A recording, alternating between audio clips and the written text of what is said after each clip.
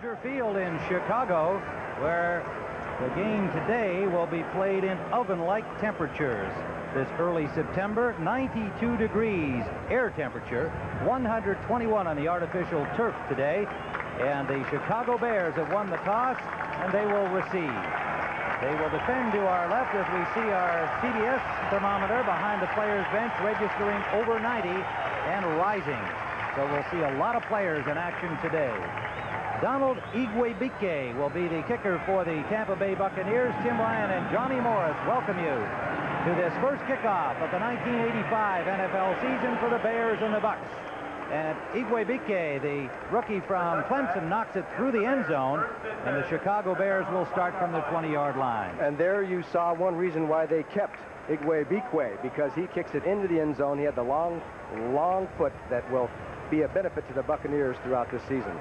The Bears will start Jim McMahon, recovering from his kidney injury of a year ago. Walter Payton and Matt Suhey, the familiar running back pair.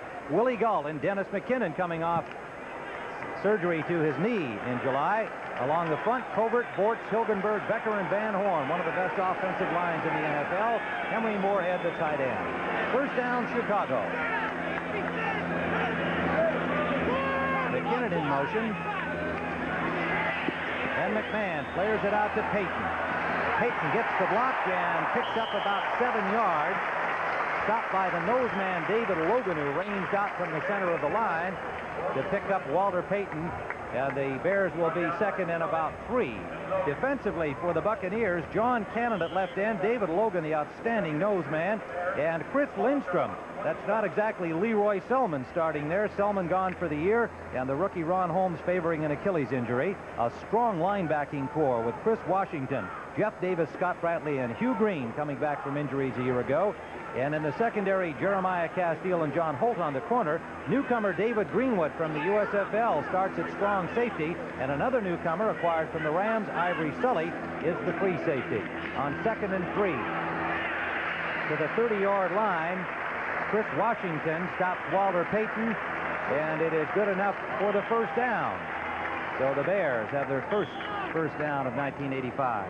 And there you're looking at the all-time rusher in the National Football League, 13,309 yards total. That's what he got last year. We're going to have quite a duel today with James Wilder against Walter Payton, two of the best in the business, and Lehman Bennett and his debut as a Tampa Bay Buccaneer coach. The Buccaneers were 1-3 in exhibition season, but Bennett had a history of doing well with Atlanta in the first game of the year. On first down, McMahon wants to throw, and he's got his man, Willie Gault. Close to the first down yardage, but I think just short by about a half yard. Let's see what the spot is. It'll be a long yard. Jeremiah Castile, number 23, pushed him out of bounds, and so the Bears will have second and, well, a little more than a yard. They'll spot it at the 39-yard line of Chicago. And that's one area where the Bears are going to try and improve this year. The passing game, especially on first down, the control-type passes, 10 yards out, pitches. They hadn't done it all that well during the exhibition season, but right that time you saw they come out through on first down against the Bucs defense. Dolphins wide left, McKinnon wide right. Running backs in a wide throw set, and they bring Suhey inside, plowing for the first down. It appears he has it to about the 41, maybe the 42-yard line. Stacked up in the middle of the defensive front. John Cannon, the defensive end, number 78, and linebacker Hugh Green on the tackle. Suhey's numbers from a year ago. Payton, the primary ball carrier for the Bears, and that's reflected in the number of carries for Matt Suhey. From the 42-yard line, the opening offensive series of the regular season for Chicago. Their second first down out of the eye.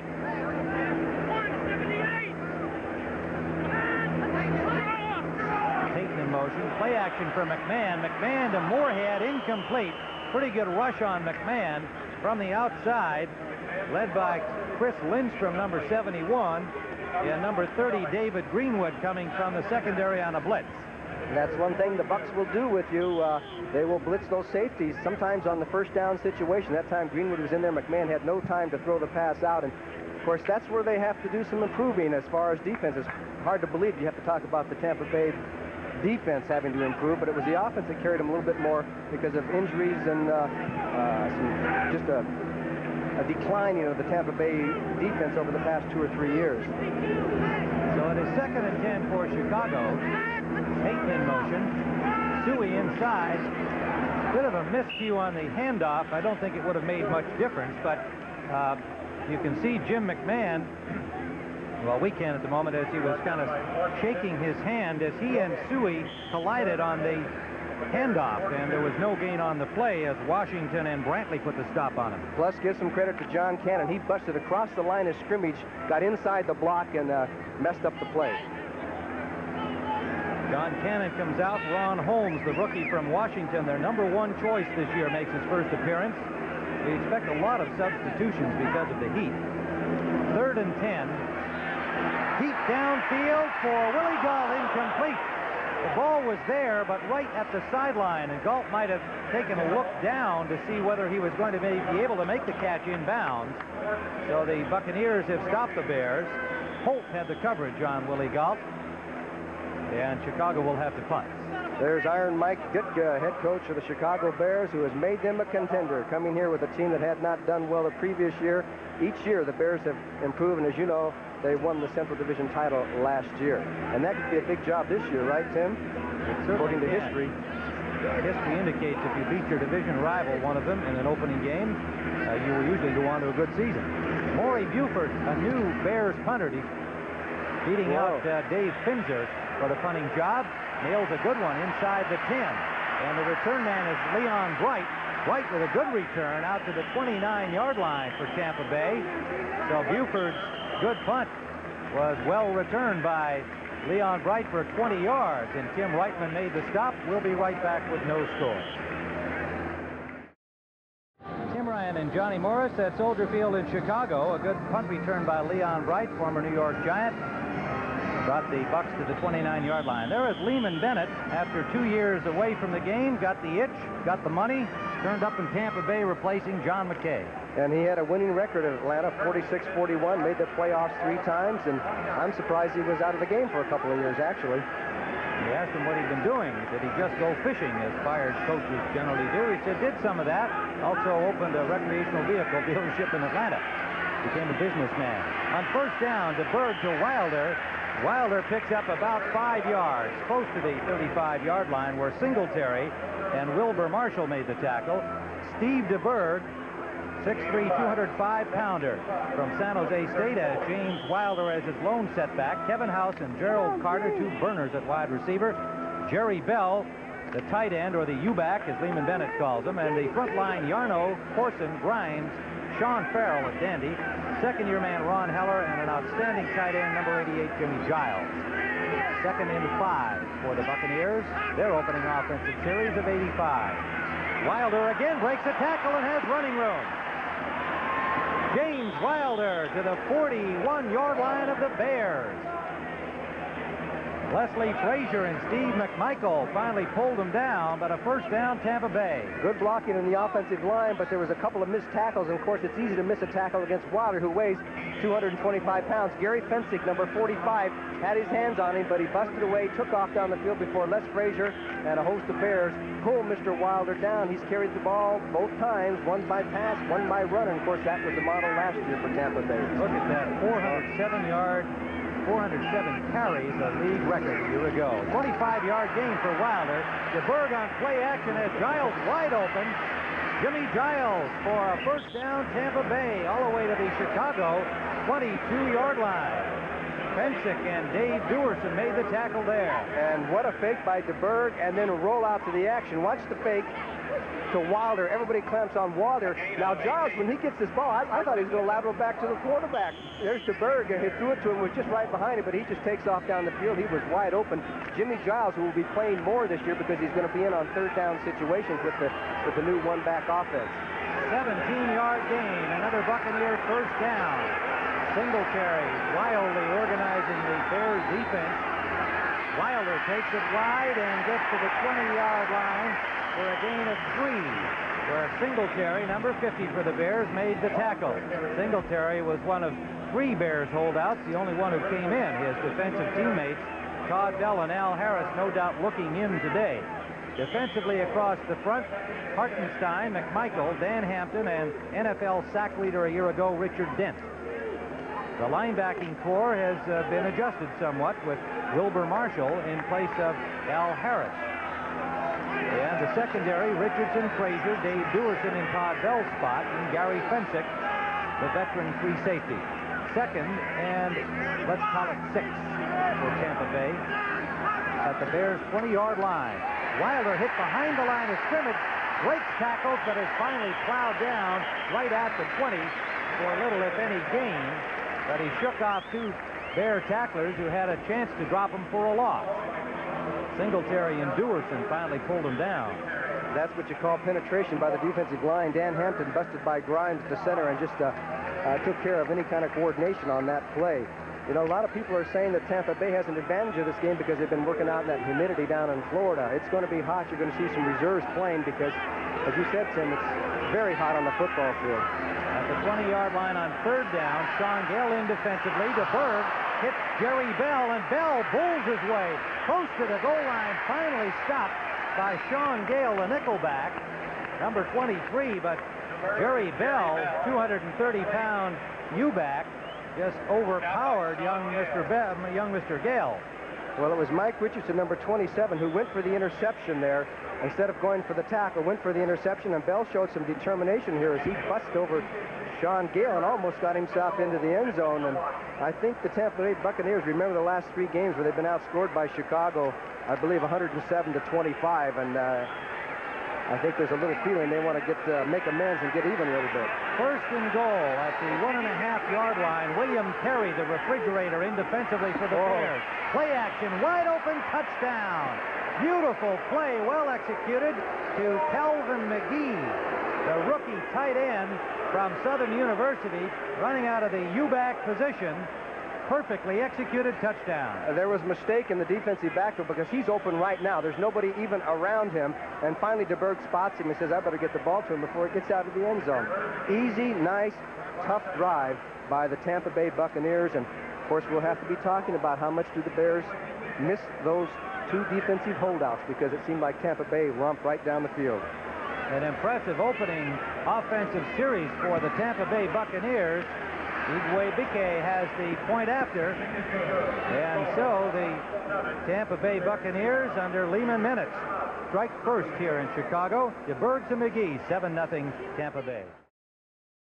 There is Bear defensive coordinator Buddy Ryan talking to his Vaughn defense, which was #1 in the NFL last year, trying to figure out what went wrong, where the mistakes were made, because Tampa Bay confused the Bear defense during that entire drive. It was a beautiful drive, wasn't it, Tim? 71 yards and 7 plays, Johnny, and got to be a great feeling for Steve DeBerg and company with a somewhat reconstructed offensive line. George Yarno back from the USFL. Ron Heller, the second-year man from Penn State, playing hurt with a sore knee. Randy Grimes taking over for Steve Wilson at center, and they really just plowed their way down, and Igwe knocks another one deep near the end line, and Ken Taylor elected not to bring it out, the rookie defensive back number 31. So Chicago will start again for the game to Lionel Manuel. 1st down, Chicago Bears. Suey in motion. They give to Payton. Payton skips inside blockers, has Moorhead in front of him. Payton to the sideline. Over the 40 to the 42-yard line of Chicago. A 21-yard pickup for Walter Payton. Ivory Sully and Chris Washington, 44 and 51, made the tackle. It looks like Payton broke one of his shoulder pads there. He's changing clothes quickly, but on this draw play, he just great quickness as the Bucs actually had a defense, and he is so quick to the sidelines. Gives him that little strut, carrying the ball in one hand, little high knee, then he puts the ball away, and finally the Buccaneers come over and stop him. And you got to gang tackle Walter Payton. You got to gang tackle him or you are in big trouble. Well, while they fix his shoulder pads, Dennis Gentry, number 29, the 4-year man from Baylor, comes in to replace him. He's in motion. Ken Marjoram in at wide receiver. Suey on the pitch out. Suey cuts it upfield, fumbled the ball, but play had been whistled dead. At the 46-yard line, it'll be a 4-yard gain for the Chicago Bears, and Suey was lucky that they got a whistle. Hugh Green really put a hit on him, and Suey is really groggy. Calvin Thomas came on the field immediately to help his teammate off, and Thomas will go in to replace Matsui. Hugh Green had a series of injuries last year, one of them off field from an automobile accident, is at 100% and raring to go. Hugh Green is 53 now. You're going to see what happens. Sui cuts back up the field and then runs into the pursuit back the other side. We'll have to see if he gets hit in the head because they seem to be kind of groggy and dizzy. He just got hit by a couple of big boys, one of them being Hugh Green. So Sui getting some attention on the Bears bench. Calvin Thomas is in the ball game, number 33 at fullback. Second and a long 5. Short drop, a quick pitch out to Willie Galt. Galt trying to get away from John Holt, number 21, but Holt pulls him down. However, Chicago picks up a first down at the Buccaneer 42-yard line. And now Chicago Bears at the Tampa Bay 42, second offensive series for Chicago. They trail 7-0. The Buccaneers scoring on their opening drive. McKinnon in motion. They give us to Payton. Payton dances his way to the 35-yard line of Tampa Bay for a pickup of nearly 7. Hugh Green and Ivory Sully, the former Los Angeles Ram, made the tackle for the Buccaneers. Payton with 33 yards on 3 carries. Wilder has 29 yards on 3 carries for the Buccaneers, including a 25-yarder that led to the Tampa score. There's Matsui back on his feet, so I think it really was you can get knocked in the head and kind of lose consciousness for 3 or 4 seconds, rings your bell, and then usually you kind of the cobweb shake out and you're okay. It appears he's okay. A little early action. John Cannon, number 78, whether he was drawn over, and he may well have been, by his opposite number 78, Keith Van Horn. We'll find out from our referee today, Gene Barth. Well, they called 79. They called it on Kurt Becker, the guard, rather than Van Horn. Van Horn and the 278, John Cannon, were talking about it. Van Horn said, "You did it." He pointed and said, "You did it." Becker just went. And Becker says, "How did I get involved?" That's great. Becker says, "Hey, I might lose a point in my grading system for that. Let's get the right man here." So he passed it off on the guilty party, Van Horn, his teammate to his right. That'll be subject of some post-game discussion between the two, I'm sure. Turns into a 1-yard gain on the play. 2nd and 9. Chicago at the Tampa Bay 40-yard line. McMahon, McKinnon. First down Bears to the Tampa 30-yard line. Jeremiah Castillo, the 3-year man from Alabama, made the tackle. It appears that Dennis McKinnon's knee is okay. Now, he actually falls down and slips as he goes down the field, slips down, gets back up. The timing was perfect between McMahon and McKinnon. And finally, it's Castillo who has to make the tackle, as Dennis McKinnon's been playing with a sore knee. McMahon is 4 of 6. Steve DeBerg was 3 of 3 on the scoring drive opening the offensive series for the Tampa Bay Buccaneers. The Bears in Bucs territory at the 30-yard line. Slot formation right. Walter Payton behind Becker. Good defensive reaction by the Buccaneers, driving him out of bounds. The linebackers and the nose man, Dave Logan. Number 58, Jeff Davis, over there out of bounds with Logan, number 76. Payton picked up 3 yards. It'll be 2nd and 7. Bears fans thought it was a little bit rough on the sidelines. I'll tell you, number 78 Van Horn and number 78 Cannon are having a real battle. Once again, they went at it on that play. As you look at Mike Ditka, who used to go at it with everybody. An offensive intimidator when he was a player, and usually your intimidators are on defense. But he was an offensive intimidator. The Buccaneers have rookie Ron Holmes in at right defensive end, number 90, the number 1 choice from Washington, bothered with an Achilles injury. 2nd down. McMahon gets time. Wobbly pass for McKinnon, incomplete. On the coverage, number 44, Ivory Sully, coming up, ready to put a wrap on McKinnon. The pass not well thrown, and McKinnon unable to pull it in. I think maybe Jeff Davis might have ticked that ball. The linebacker dropping off. He got his hand up there, and he might have ticked it. 7-0. And it is 3rd down here, and nearly 8 yards to go. Out of the shotgun, flags are down. The pass to Payton makes a good one-hander. Payton has first down yardage and is hit just inside the 20-yard line by Ivory Sully. But a flag was down before the pass was thrown. I think David Logan might have jumped offsides unless he was drawn offside. It was 76 who came across the line of scrimmage, so I imagine it will be declined. Defense, 56, offside, penalty refused, first down. The offside penalty against the Buccaneers declined by Chicago, and they'll have first down on the gain just inside the 20-yard line of Tampa Bay. Defensive substitutions for the Bucs now on first down. Jim McMahon, you saw his haircut if you saw the opening of our telecast today. Something he decided to do during training camp out of boredom in Platteville, Wisconsin. On first down, it's Walter Payton trying to get wide. And good defensive work again by Tampa Bay. Coming up to force the play, David Greenwood, number 30. Even though he was blocked, he forced Payton to change his direction. You called it right. It was Greenwood who came across. He was going to be blocked by Covert, the left tackle, pulling on that play from the left side all the way to the right on a right-end run. And Greenwood, who's playing his first game for the Tampa Bay Buccaneers, got across the line of scrimmage, took the hit, and messed up the play. Loss of a yard, as it turned out. Good work by Greenwood. The tackle was made by Jeff Davis, number 58. Greenwood, a rookie from Wisconsin, a rookie in the NFL, has been playing in the USFL. His rights were owned by New Orleans, acquired in a deal by the Bucs this past week. Play action, good fake by McMahon, and touchdown, Dennis McKinnon.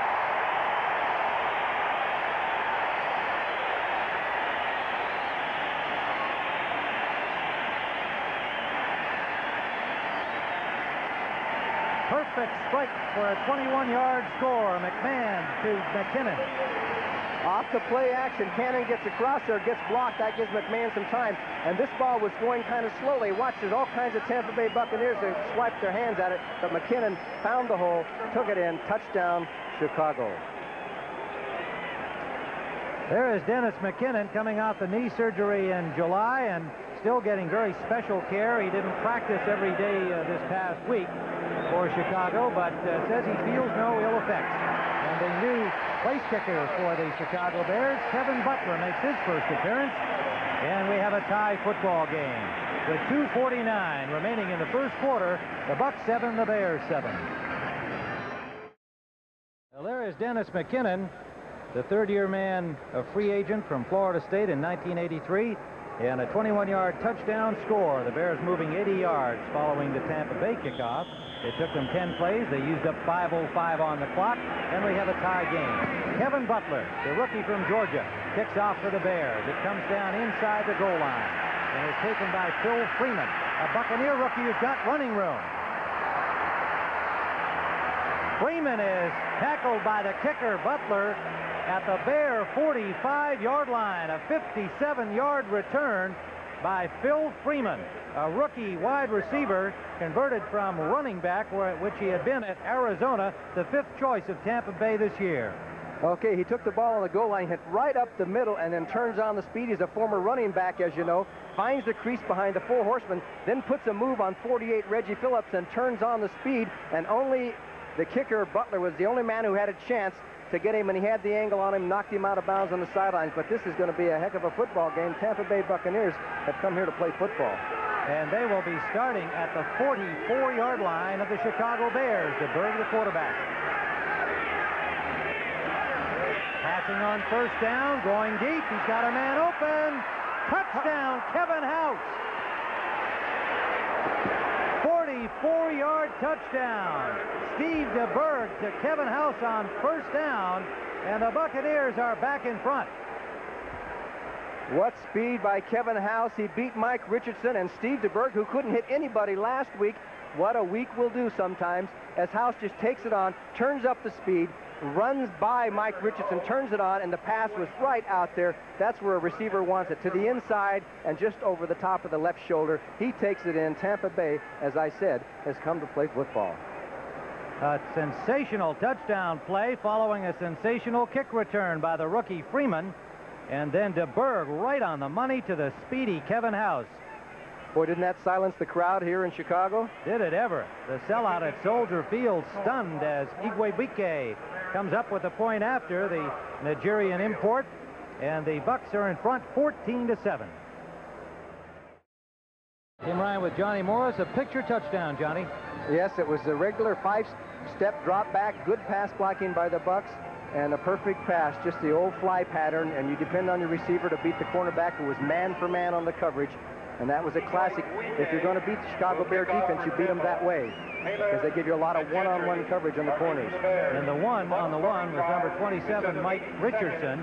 Just was beaten cleanly by the speedy Kevin House, who does that to a lot of guys one-on-one. They must have been watching the game films. Richardson got beat last week on a one-on-one situation. And that was somewhat history-making, that series of 2 plays by Tampa Bay. Look at Igwe just drilled it not only through the end zone, but right into the stands. And I think through the uprights. Wow, that's impressive. You know, they could put in a new rule. If you kick off and it goes between the uprights, give you 1 point or something like that. You know, let's spice up the game. Yeah. He is from Anambra, Nigeria, and was brought to Clemson by a friend of his from his childhood, Obed Ariri, and wound up beating out Ariri as the kicker for the Buccaneers. So I don't know whether they're still talking to each other or not. Oh, yes, they are. Ariri will probably turn up on somebody else's roster. First down, Chicago from the 20-yard line, as Igwe has not given them anything else to work with. They're starting from the 20 again. Thomas and Payton, the running backs. Walter Payton trying the inside, off tackle to the right. A gain of about 6 yards to the 26-yard line. It'll be 2nd and 4 as Cannon and David Greenwood made the tackle on Walter Payton. And you can see our official temperature on our official thermometer. That's 94 degrees, but of course it's much harder out on the carpet, and this will be a factor, I think, more in the second half. Wouldn't you have to imagine? It's hot when you're down on that carpet. They say about 120. Definitely going to have some effect as the game goes on. That thermometer mounted just behind the Bears players' bench on the near side of the stadium. So it is 2nd and 3, Chicago. Calvin Thomas appears to have gained the first down over the 30 to the 32-yard line. Stacked up by the middle of the defense of the Buccaneers, with Jeff Davis and David Logan making the tackle. And something new at Soldier Field is air conditioners. Because it is so hot, they have put air conditioners down by the benches. It throws out air at about 60 degrees, dehumidified air, and it's also on the other side for the Tampa Bay Buccaneers. They've never had that here before. Usually they had just fans. They decided because it was so hot they would try and help the players a little bit. I don't know how much it helps. First down, Bears from their own 32-yard line in the I formation. Matt Suey has not returned from that bell ringer administered by Hugh Green. This is Calvin Thomas running hard, and Thomas picks up about 5, maybe 6 yards running straight ahead. Thomas reported a little heavy to the training camp this year, and is certainly playing over his listed weight of 220, but seems to be perambulating quite effectively. Well, he is still in there, so Matt Stewie must be a little bit dizzy still. Thomas, of course, has 2 bad shoulders. He's had to run more straight up because of shoulder injuries. And there is Matt Stewie, who was trying to gather his thoughts. So it'll be 2nd and 4, a 6-yard pickup by Thomas. The ball at the Bears' 37-yard line. They trail 14-7 as the Buccaneers struck quickly following the kickoff return by Freeman. McMahon forced from the pocket, and then it's sacked. First sack of the day by either team at the 35-yard line, a loss of 2. Jeff Davis, number 58, made the tackle on him. A loss of 2. They brought a lot of people that time. Jeff Davis and Keith Browner, everybody putting the blitz on as they force McMahon to run through in the pocket, and there's a whole bunch of linebackers to pick him up. So a pretty good pass rush. Fair coverage downfield. McMahon could not find a receiver. So the gun sounds ending the first period of play here at Soldier Field in Chicago, with the Buccaneers 14 and Chicago 7. Tim Ryan and Johnny Morris at Soldier Field in Chicago. The Bears begin the second quarter. 3rd down and 7. A 4-man front now for Tampa Bay, showing something different with Green and Washington, the lone linebackers, on 3rd down. And the pass for McKinnon incomplete. Close coverage on him by Paul Dombrowski, the nickelback, another new acquisition to the Buccaneers secondary. A 6-year man from tiny Linfield College in Oregon, picked up on waivers from the Patriots this year. The Bears asked for trouble on that one because they had Marjoram and McKinnon close together, 2 receivers right there at the same spot, and that drew a crowd, and Dombrowski made the play. So Tampa Bay is going to get the Ball back. Maury Buford, number 6, comes in to punt. Acquired in a trade from San Diego. He's standing at the Bears' 20-yard line. And it is Leon Bright. And it looked like he might have lost that in the sun. Let it bounce behind him, and fortunately for Bright, it went into the goal line. It was kind of an interesting thing. It looked like he ducked his head as though he lost it in the sun and seemed to be still bothered his eyes after the ball bounced behind him, but it did go into the end zone. 65-yard punt by Buford. A flag down upfield at the 40-yard line of Tampa Bay. It's going to be against Chicago, but I believe that Tampa Bay is going to refuse and just take the ball. Illegal motion, the signal against the Chicago Bears. See, that's one thing you have to do in Soldier Field when you practice fielding punts. The sun is a factor in that direction, but there's ways that you can field a punt and get your body positioned so you don't lose it in the sun. They were very lucky in that situation because the ball, of course, it was a penalty, but the ball went on into the end zone. It's like a baseball player when he catches a fly ball. You kind of come from a certain angle, and the sun doesn't bother you so much. So the Buccaneers start from their 20-yard line. The Soldier Field crowd comes alive, trying to exhort the Chicago defense to get the ball back. Tampa Bay leads 14-7 here in the second quarter. James Wilder, forced wide by Marshall, and knocked out of bounds by Duerson, and a flag down as 2 more Bears tackle him out of bounds, led by Singletary and Richard Dent. So there'll likely be a roughing penalty against Chicago after a good defensive play. Well, they came out fired up, and it cost them. Unnecessary roughness on a late hit, number 15 yards, first down. They have called it on Mike Singletary, and that is what you say nullifies a good defensive play. Actually, it was Otis Wilson that came across the line of scrimmage to force Wilder to go deep. And we'll see the end of it here. There's Duerson, 22, and here comes Singletary, and it's a good call because he's way over into the white. That white stripe is 6 feet wide, and Singletary hit him at least 4 or 5 feet beyond there. So it was a good call and should have been called. From the 33-yard line, first down, Tampa Bay. They lead 14-7. Tim Ryan and Johnny Morris here at Soldier Field, where the temperatures are in the 90s. Wilder breaks another tackle and bowls close to a first down over the 40 to the 42, where Gary Fensick, the safety man, number 45, finally made the tackle, a 10-year man from Yale. Wilder has been nearly unstoppable here in this first half. Well, he's an Iron Man. Anybody that carries the ball 407 times, which is an all-time record. When you think of some of the football players that have been dominant football players, none of them carried as many times as James Wilder. 36 yards for Wilder on 5 carries thus far. It is second and a yard to go for Tampa Bay. And it's Wilder again. Cuts it upfield for a first down. Tampa Bay close to the midfield stripe at the 50.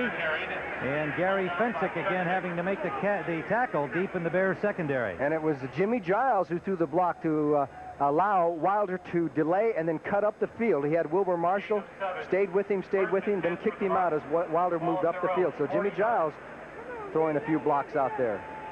Gene Sanders has come in at left guard for the Buccaneers, replacing Steve Corson. Sanders, number 74, 7-year veteran from Texas A&M. First down, Tampa Bay. Steve DeBerg, 5 for 5 so far today for Tampa. 46 defense for the Bears. Short drop. Flares it out for Gerald Carter, complete for a gain of 4. Hit immediately by Leslie Frazier, number 21. DeBerg is 6 for 6. His touchdown pass was the longest of his career as a Buccaneer, a 44-yard strike to Kevin House. Have you noticed most of the Tampa Bay passes have been from the short drop? In other words, you're not giving the Bears a chance to tee off on their blitz or with their good pass rushers, trying to get rid of the ball. Even on the long pass, the 44-yard touchdown pass, he just dropped back quickly, threw it up and over before the rush had a chance to get there. Good strategy by Tampa Bay. The gain turns into a 4-yard mark. It is 2nd and 6 for Tampa Bay. In Bears territory, and early action on the left side of the Bears defensive line. Flags are down. Hartenstein jumped. False start on the quarterback. Illegal movement, 17. And the reason he jumped was Steve DeBerg was charged with a false start, illegal movement. Usually jerking your head up or making some kind of a motion, Illegal perhaps movement by the quarterback. stepping back. Penalty, still second down. And Gene Barth. They put that rule in a few years ago. Remember when some of the quarterbacks used to jerk their heads or whatever they could do to change their inflection to pull them off sides, and they finally decided they had to control that. So the loss of 5 makes it 2nd and nearly 11 back in Tampa Bay territory at their own 49. Slot formation left, the U-back Bell on the wing. DeBerg, whoa, what a catch by Carter. No, he couldn't hold on. Nice try by Gerald Carter, number 87. A diving attempt with coverage from Richardson, but the ball hit the turf. Gerald Carter's had some big games against the Chicago Bears. He got 21 passes in the last 4 times that they've played each other. He had a big bomb against Chicago in the early in the season last year. Theo Bell comes in to give the Buccaneers 3 wide receivers. Jerry Bell, the U-back, comes out. DeBerg's first incompletion of the game so far. He's now 6 of 7. The Buccaneers hoping to change that number. 11 consecutive losses on the road. They lead here in the second quarter. 3rd down. They give it to Wilder. Wilder is stopped short of the first down by 5 or 6 yards as Singletary made the tackle on him, and Dan Hampton, number 99. So Tampa Bay will have to punt, and Singletary made up for his miscue out of bounds by making the stop on Wilder. There's number 50 who stays in on that nickel defense in the pass coverage, one of the few linebackers that does, and he just looks for James Wilder and knocks him down as the Bucks opted not to pass into that defensive coverage of the Bears and try and do it on a run. Frank Garcia in for his first punt of the ball game for Tampa Bay. Ken Taylor, Bears rookie, is back for it. Garcia nails that one. Comes down at the 5, but bounces upfield. And there's a loose ball near the 10-yard line, picked up by the Buccaneers, taken into the end zone by Ivory Sully, number 44, but he cannot, in that situation, take the ball in for a touchdown. He cannot advance it, but the Buccaneers have the ball. First down at the Chicago 11-yard line. How about those turn of events? You cannot, it was a muff, like you say, he never had possession, so you can't take it in for the touchdown. Ball was touched by the receiving team, recovered by the kicking team, but he cannot advance. It's their ball, first down. And it was touched by the rookie Taylor, who saw the ball go over his head. He thought it would be a touchback, but watch the bounce. It hit him right in the chest. He was surprised, I'm sure, to see the ball come back upfield because it was headed toward the end zone. And there's Sully picking up the loose ball, and it's Tampa with a great opportunity here. First down at the 11-yard line of Chicago, and they lead 14-7 with 11:37 remaining in the first half. Lone setback is Wilder. He has the ball. No play action. Nice fake. Touchdown, Jerry Bell. Steve DeBerg with a beautiful fake, and Jerry Bell wide open as the Bears twice now have left receivers wide open for scores. Just tremendous faking, and of course Wilder takes the ball so much as the counter, and you can see everybody goes for James Wilder, and Bell is, God, he is so open, it's hard to analyze it. A mistake on the defense somewhere. So Tampa Bay again taking advantage. Right after the big play, they had a 57-yard kickoff return by rookie Phil Freeman. They struck on first down with a 44-yard bomb to house. Here they recover on the muff punt return by the Bears as Iwebike connects on the point after. And on first down, DeBerg hits Jerry Bell, and it is 21-7 Tampa Bay. You're in for some real serious tennis excitement today. Short kickoff from Iwebike, and it's taken by Gentry, who runs it over the 33-yard line and is straightened up literally by Irvin Randall, the rookie linebacker from Baylor. A good field position for the Bears after the 18-yard kickoff return by Gentry. They'll be at their 33-yard line, trailing 21-7. The Tampa Bay Buccaneers have shocked the Bears in this first half of play. They got a big break, and they took advantage of it. On that punt, if you had seen that punt, you'd never believe that it would have gone backwards because it was coming at such a line drive, but sometimes the point of the ball hits a certain way. They got a break, one play later, they score. That's what you call taking advantage of your breaks. So McMahon brings out the Bears in the I formation. Still Calvin Thomas for the injured Matt Suhey. Play action on first down. McMahon has a man open, complete. Willie Galt at the 45-yard line of Tampa Bay. And on the coverage and the tackle, Jeremiah Castile, a 22-yard pickup. Olympic speed for Willie Galt, and Jeremiah Castile is going to give him plenty of room. Look at the room between Galt and Castile, and then he gets him going backwards, comes back, falls. The pass was perfect for McMahon. That's what you call timing on the precision passing game. First down at the 45, and chatting with Willie Galt yesterday, he's eager to catch more passes than he has in the past. He feels somewhat demeaned. He thinks people still don't accept him as a football player and a top NFL receiver. But he says, I'll play my role. I'd like to get those bombs, and I'd like to get those possession plays. First down. Man open is Galt. Oh, he dropped the ball. Perfect pass from McMahon to Galt, who had everybody beat, and he dropped the ball.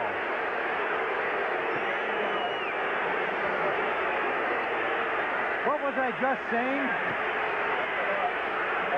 That's one of the reasons he hasn't been in the passing game as much. This time, he beats Castile, gets some help from Curry. McMahon, under pressure, put the ball right where it's supposed to be. You couldn't ask for anything more than that. I'm trying to see if he messed up on his fundamentals. Just hit him right in the hands and went down as he tried to cradle into his body. So the Buccaneers get a break as Willie Galt drops the pass. And he'll remember that one for a long, long time. 2nd and 10, a four-man front for the Bucs. Don Fielder, Carl Morgan, and rookie Ron Holmes are now in on the front with David Logan. 5 defensive backs on 2nd and 10. McMahon gets some time, and he's got the tight end Reitman. Reitman down to the 20-yard line. Tim Reitman took a pretty good shot at the sideline as both Greenwood and Craig Curry, the second-year man from Texas, put the hit on him, but Reitman with a big first down. Who has been plagued by knee injuries. If David Greenwood is on the coverage, and we have to give McMahon some credit here. McMahon is throwing the passes right on the dime, 3 in a row. This time he hit Reitman, who was fairly well covered by Greenwood. Reitman turns up the field and takes it down. He signed originally in the USFL after he was drafted by the Chicago Bears. Played for the Blitz in Arizona and is back and made this football team as a backup to Emory Moorhead. Drafted by the Bears in 1982 as their number 2 pick out of UCLA. Went to the USFL and signed as a free agent this year. Play action on first down. McMahon with lots of time and a wide open Calvin Thomas. Inside the 10, breaks the tackle inside the 5. First and goal, Chicago. On the tackle, number 30, David Greenwood, has been a busy man in his debut as a Buck. And Hugh Green there with him, number 53. Well, everything is off the play action, and McMahon seems to be getting his time. They take the blitz and knock 53 out of there. That's Hugh Green. And here's Thompson. You'll see Brantley, 52, misses a tackle as Thompson shows some pretty good agility. And finally, a host of Bucks take him down. So the Bears were thwarted when Galt dropped it. Came right back at 3 successful plays, and now have a chance to get on the board anyway. You see Hugh Green come all the way back from being blocked on his rush to get in on the tackle. And it is first and goal. Andy Frederick in the tackle, number 71 for the Bears, and Thomas runs out behind that side and gets to the 1-yard line. It'll be second and goal from the 1. And they have Frederick in as an extra blocker on these short yardage situations inside the 5. He becomes a second tight end in this circumstance for Chicago. Calvin Thomas a little shaken up on the play, and he's in there for Matt Suhey, who had his bell rung a little earlier. I mentioned that Thomas has had some problems with shoulders and a shoulder operation during the offseason. The other one got hurt during the exhibition season, and it appeared he had to use those shoulders that time because he was banged by 2 or 3 Bucks. And Suhey wanted to go back in the game. He says, "I'm okay, coach. I can play." They want to wait and see what the situation is, because when you get hit in the head, you're always reluctant. That's Johnny Rowland, the Bears' offensive backfield coach. They're talking with Suhey. You're always a little reluctant to put a player back in too soon if he got dinged in the head. Well, Suhey still getting attention, or rather Thomas still getting attention on the field, and Suhey discussing things with Johnny Rowland and now Walter Payton. And Matt says, "Hey, I can handle this. I'm fine. Let me go get it in the end zone." The ball's been spotted inside the 1-yard line. The Bears trailing 21-7 as Steve DeBerg has 3 touchdown passes for Tampa Bay, including his longest as a Buccaneer quarterback, a 44-yard bomb to Kevin House. And Calvin Thomas apparently is okay. Coming over to the Bears sideline, a little encouragement from Walter Payton. Well, elsewhere in the NFL, I think we have at the 1-yard line for Chicago. Down by 2 touchdowns, Gentry and Payton. And Walter Payton is stopped. Hugh Green came firing in, and Jeff Davis right behind him. Great defensive job by the Buccaneers, stopping that very difficult man to stop, Walter Payton. There was a fumble there as Hugh Green, 53, got across, made contact with Payton. You might get a good look here. You'll see the ball squirt out, and I believe it squirted out before he hit the turf. We'll see. No, you can't see, but there, no, he was on the ground. Yeah. So that was the fumble was after that, and then he was trying to reach it over, but the ball had come back into his hands, but Hugh Green made the penetration. You watch those linebackers for Tampa Bay. They'll be off the line of scrimmage and shoot that gap and try and dive into the hole. Suey in for the Bears. Diving is McMahon. Touchdown. Jim McMahon on a quarterback sneak. The Buccaneers are furious. They say that he either didn't make it or he coughed up the ball. But remember, you only have to break the plane of that goal line. And then if you cough up the ball, it's no fumble. But McMahon is credited with a touchdown. Okay, let's watch number 9, McMahon now. Did he get across there with the ball? Yeah, there he is. It looks like he's across the plane there. It's yeah, all you have to do is do what he did. He reached over with the ball. He broke the plane with the ball. As long as his knees aren't on the ground, which they weren't at that particular time. So Jim McMahon has closed the margin, and Kevin Butler is in for the point after. And he's got it. So we have had a wide open first half here with still 8:09 to play at Soldier Field. The Bears close the margin to 7. Tampa Bay 21, the Bears 14. Freeman and Bright the beat man, and Butler nails it through the end zone. A little following wind as we saw Igwebuike knock 2 through the end zone when he kicked from that end, and the Georgia-Clemson rivalry continues. These 2 young men faced each other in a game last year, and Butler came out on top as his team came out on top. Igwebuike had 3 field goals in that game. 134 times out of 184 in his college career, Butler's kickoffs were not returned as he was able to hit this quarter. And again, the crowd cheering for the Bears defense, last year's #1 to stop the Bucs, but you can't stop Wilder. Wilder nearly got down the sideline. A flag on the play, tripped up by Mike Richardson, or he might have gone the distance. A 15-yard gain for James Wilder. This is probably going to be called back, but it was still a heck of a run by James Wilder. He broke a tackle. Otis Wilderson had him dead to rights, number 55, and you got to hit Wilder. Make sure you got a hold of him. He just bounced right up on him. Illegal use of the hands, 10-yard penalty from the spot of the foul. It'll still be first down. Well, that was Kevin House charged with the penalty for a downfield block that was illegal, and probably Wilder didn't need the help at that point. Had he shaken that last tackle, he would have been long gone. Well, as a blocker downfield, whenever in doubt, and you know that your ball carrier's already got 15 or 20 yards, you're best not take a chance. He was trying to get his head to the side of Mike Richardson, but you see he hits him right in the back, and there was just really no reason to take that kind of a chance of hitting the guy from the back. Good job by Richardson to put the stop despite that block. First down, 9 to go, and it's intercepted by Gary Fensick. Fensick to the Buccaneer 20-yard line. Gerald Carter, the intended receiver, perfectly timed pickoff. Dent and Jerry Bell are having a set to down at the 10-yard line. And flags are thrown down there as things getting a little physical here. Richard Dent, that's Otis Wilson, 55, but it was Dent who got into it. What a nice interception. The 10th by Fensick against the Buccaneers in his career. And I don't think DeBerg even saw him as he saw Carter coming across the field. Fensick there just as a safety there, just stood in there, watched the quarterback, and stole the ball, and they're going to rule it down right there that there was contact by Carter so that Fensick could not get up and run down the field. Now there's a penalty. Illegal motion on Tampa Bay. That penalty is automatically refused. I have a personal foul, unnecessary roughness after the interception. Will penalize Chicago 15 yards, and it'll be their ball, first and 10. Well, you saw where Fensick was down, as you said, Johnny, at the 36 would have been the line of scrimmage, not at the 20 where he had run the ball to. Now, from that point, they're assessed 15 yards for unnecessary roughness. They didn't... Otis Wilson was involved in the situation. Yeah, I think it was Richard Dent, frankly. It was Dent and Jerry Bell who were having at each other, and then Wilson came and got into the argument afterwards. But they did not finger the culprit there. But nonetheless, the Bears have the football. And a first down at their own 49-yard line. In motion goes Calvin Thomas. Play action. McMahon is sacked. What a tackle by John Cannon.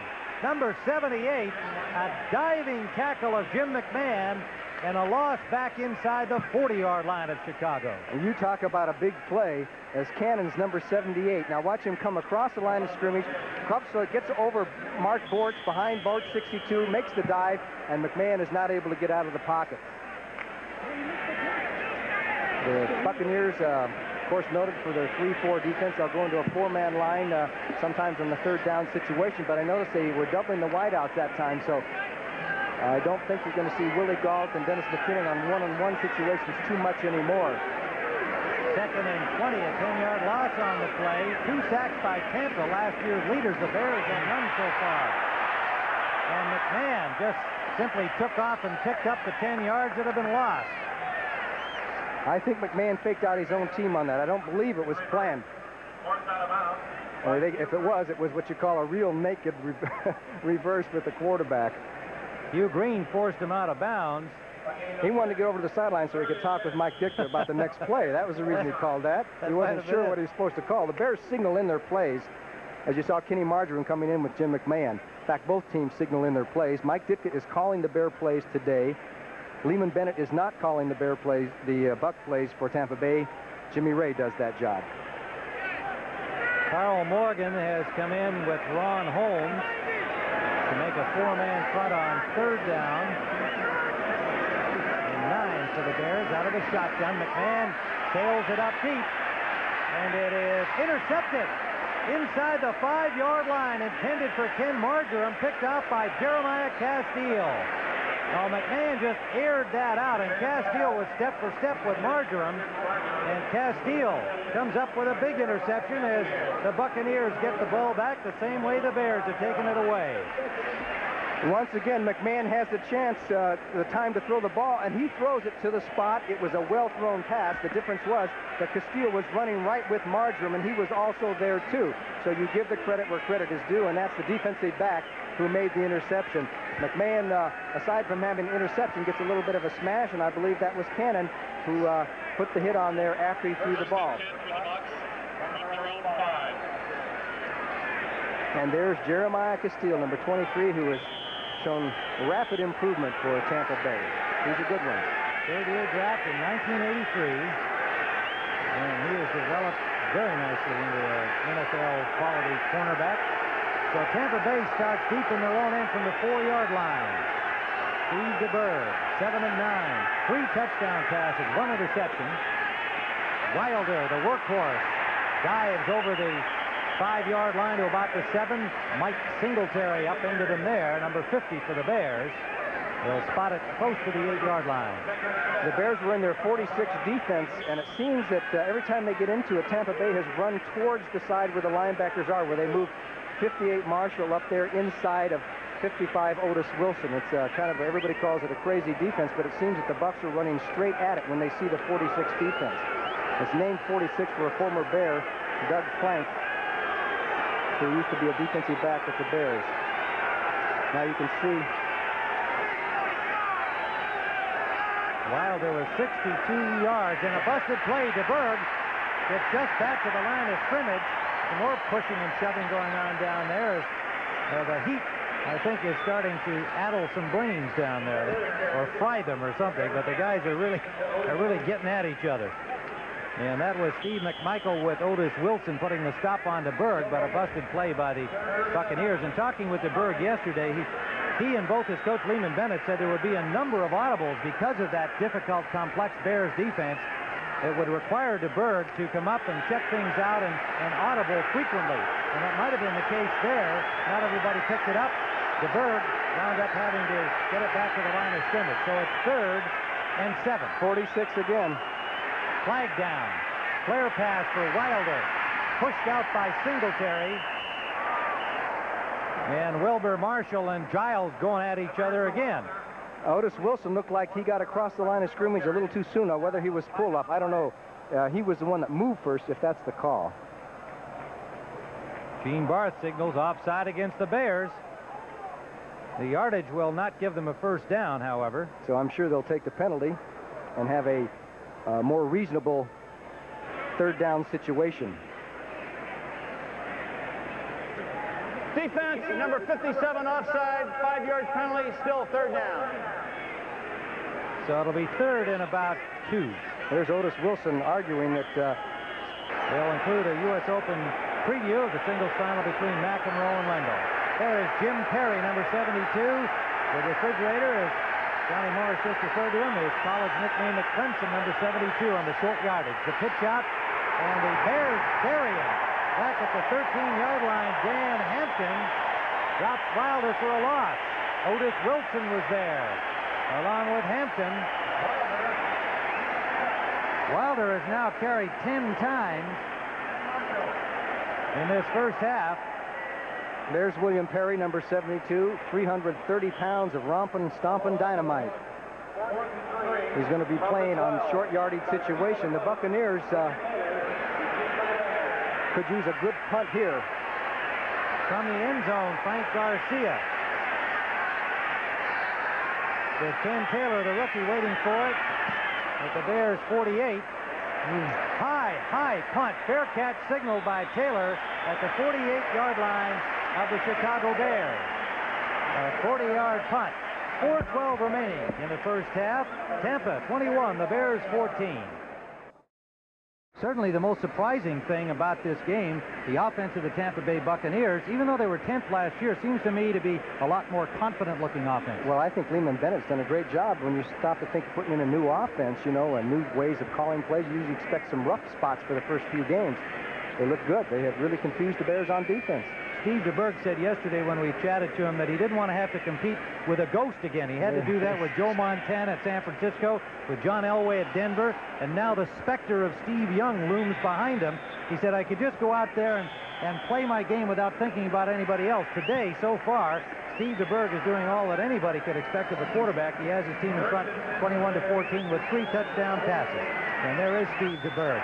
And he knows full well that his Tampa Bay team is trying to sign Steve Young and get him in the uniform. All right, the Bears first down, complete to Moorhead. Moorhead inside the 30-yard line, and a first down for the Bears. Ivory Sully making the tackle at the 28-yard line of Tampa Bay. They will spot the ball, a 23-yard gain. And this time the Tampa Bay Buccaneers were a little late on their coverage. You see Moorhead, the tight end, just running an angle towards the sideline. The wide receiver cut inside, and Sully was over late to be on the coverage, and it was a one-on-one situation as Emery Moorhead took it down the sidelines, and the Bears are in striking distance once again. So the pressure has switched on now to Tampa Bay's defense. Craig Curry has come in to replace Ivory Sully on first down at the Tampa Bay 22. They fake the pitch out, and Matt Suey back in the game has his first carry since running into Hugh Green back in the first period. And Suey picks up 5. Green again putting the tackle on him. I'm sure Matt would have been happier to look up and see another number other than 53. Now McMahon, you can see there, number 9, just took the signals from Steve Fuller, the Bears' backup quarterback.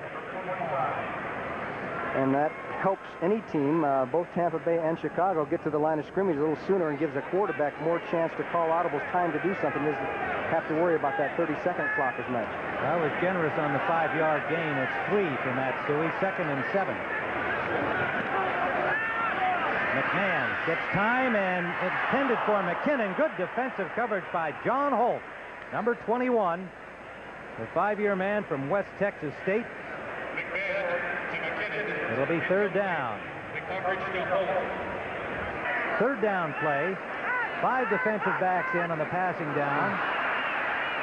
McMahon has lots of time, but it's tipped, intended for McKinnon. And it might have been Ron Holmes, the rookie, who got a hand on that, number 90. The Bears had a free play there because it looked like somebody jumped off for Tampa Bay. Well, flag down, you're right. Number Holmes. 90 defense, offside, 5-yard penalty, still third down. Well, that was Holmes, the rookie from Washington. And he's not really 100% ready to go. He's been bothered with an Achilles injury during the preseason. The man they had hoped could replace Leroy Selman, who's gone at least for the year with a back injury. And they're hoping this number 1 choice could perhaps become another Leroy Selman. That's hardly possible, I guess, but Holmes, a very highly regarded rookie. 2 tight ends in for the Bears, Moorhead and Reitman, and then they send in Andy Frederick as a blocking tight end. 3rd and 2 on the short yardage situation. And the give is to Suey, and Suey is stopped at the line of scrimmage. They'll be well short, at least a yard, but with 1 more down to go. Good job by the Bucs, and it was Ron Holmes, number 90, who piled up the traffic. Young man we were just talking about, 6'4", 255-pounder. Now you can see the official wheeling his arm as Mike Ditka sends in the field goal team. The play has already begun. They're already down to only 17 seconds, and that's one way they're trying to speed up the action in a football game. Kevin Butler will have the ball spotted at the 28-yard line for a 38-yard attempt. Steve Fuller will hold. Butler's first field goal attempt as a Chicago Bear, and he has it. A 38-yard field goal for Kevin Butler, the man who sent the popular Bob Thomas away from the Bears after a 10-year career with Chicago. And he has reduced the margin as with 2:35 remaining in the first half of play at Soldier Field. The score is now Tampa Bay 21 on the Bears 17. And both teams offensively have been able to move the ball almost at will. Defensively, the surprise has to be the Chicago Bears, unless you say, well, the number 1 defense doesn't have Al Harris and Todd Bell. Maybe they've lost more than their coaching staff thought they would, although Buddy Ryan particularly would like to have those 2 guys back, not to say Mike Ditka wouldn't. But Ditka talked confidently about the replacements yesterday. Yes, he did. He feels that the defense is just as strong with the 2 replacements. You have to wonder because they were such good football players, and to mesh in 2 more football players, it's obviously weakened the defense. But I think you got to give credit to the Tampa Bay offense and what Lehman Bennett has done, and the game that DeBerg has had. His statistics are really great, and they have actually tricked and fooled the Bear defense quite a bit. They have, and when they've run with Wilder, they've blocked well on the offensive line. I just think the assimilation of Lehman Bennett's offense has been excellent. You've got to give Jimmy Ray some credit. He calls the plays, and then move the ball up and down the field. So we still have a half to go. This is quite a football game. More than a half. Lots of scoring with 2:35 still to play first half. Butler's kickoff will come down at the 1-yard line, taken by Phil Freeman. And Freeman this time is stopped at the 22. On his last sortie upfield, he went 57 yards, the longest kickoff return in Tampa Bay history. And then they struck on that 44-yard bomb to Kevin House immediately following Freeman's return. This time a 21-yard return, and Cliff Fripp, a new linebacker for the Chicago Bears, acquired from the San Diego Chargers, made the tackle on the play. A 7-year veteran acquired on waivers, and Mike Ditka and Buddy Ryan are very happy with his play in the preseason.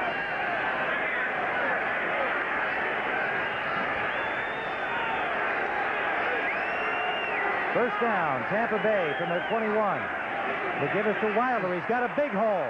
Wilder running away from people. Duerson, Fensick finally combined to stop him, but another first down for Tampa Bay at the 45-yard line. A 22-yard pickup for James Wilder.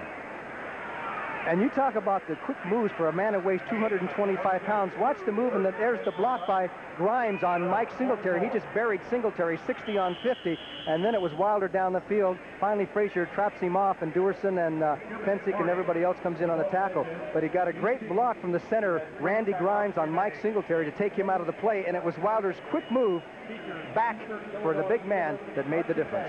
We've reached the 2-minute warning here in the first half of play at Soldier Field. There's Lehman Bennett on the sidelines, his offensive coordinator on the right of your screen. The white visor is Jimmy Ray.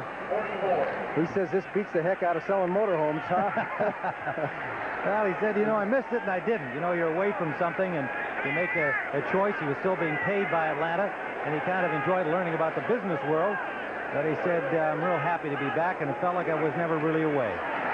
This is Wilder on first down. Wilder plows for about 4 yards. It'll be 2nd and 6, and Wilder has carried 12 times already for 87 yards. Marshall and Singletary on the tackle. Now you can see DeBerg is calling the plays a hurry-up offense, and that's one thing that Lehman Bennett has asked of his quarterbacks. They call a lot more of the play. We'll get into that in a moment. 2nd down, a long 5, and a pass out to Jerry Bell, and a flag on the play. Apparently, whether Bell was roughed out of bounds or not, we'll wait and see. Mike Ditka not too happy about that call. It looked like he was stopped just short of the first down on the pass. Mike Ditka. Personal foul, late hit out of bounds, number 58 defense. Well, that's Wilbur Marshall, number 58. Call made by Jerry Austin, the side judge, number 34. I think what Marshall is saying is that he wasn't sure if he was out of bounds. Marshall is 58, and he kept running there. I would say he could be able to tell that he was out of bounds, wouldn't you?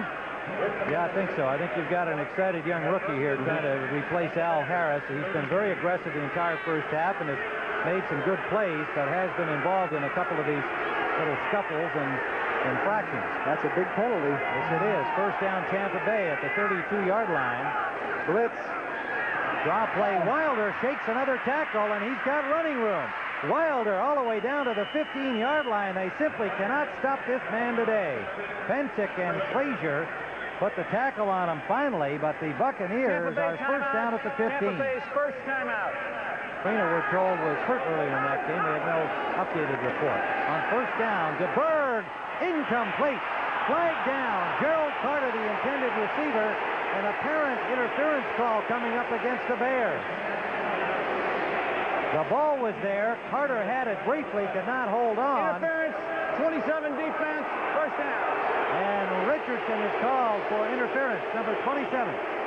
This is one of these cases where the isolated replay will tell the official whether he made a right call or not, possibly, because did he make contact before the ball got there? Well, it's really tough to tell there. It appears that it was a bang-bang play, and it's a judgment official. He was right there. So it is first and goal for Tampa Bay at the Chicago 2-yard line. Perry is in defensively. Wilder pulls his way in for a touchdown. James Wilder. 3 Bears hit him, but they could not stop him short of the line. Dewerson was there. The linebacker Otis Wilson and Mike Hardenstein, but they could not keep him out of the end zone. This was a case of the Chicago Bears having it defense, but it was a question of stopping James Wilder because there were 4 hits right there, 2, 3. Here comes the 4th hit right there by Dent, and Wilder still bulled his way into the end zone. That's determination.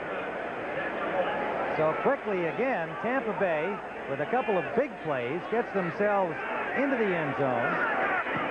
And the point after try by Igwe Bigwe, and it is now suddenly a 28-17 ball game with the Tampa Bay Buccaneers rolling offensively, taking advantage of opportunities, making the big plays, and opening the lead to 28-17 with 1:09 to play in the first half.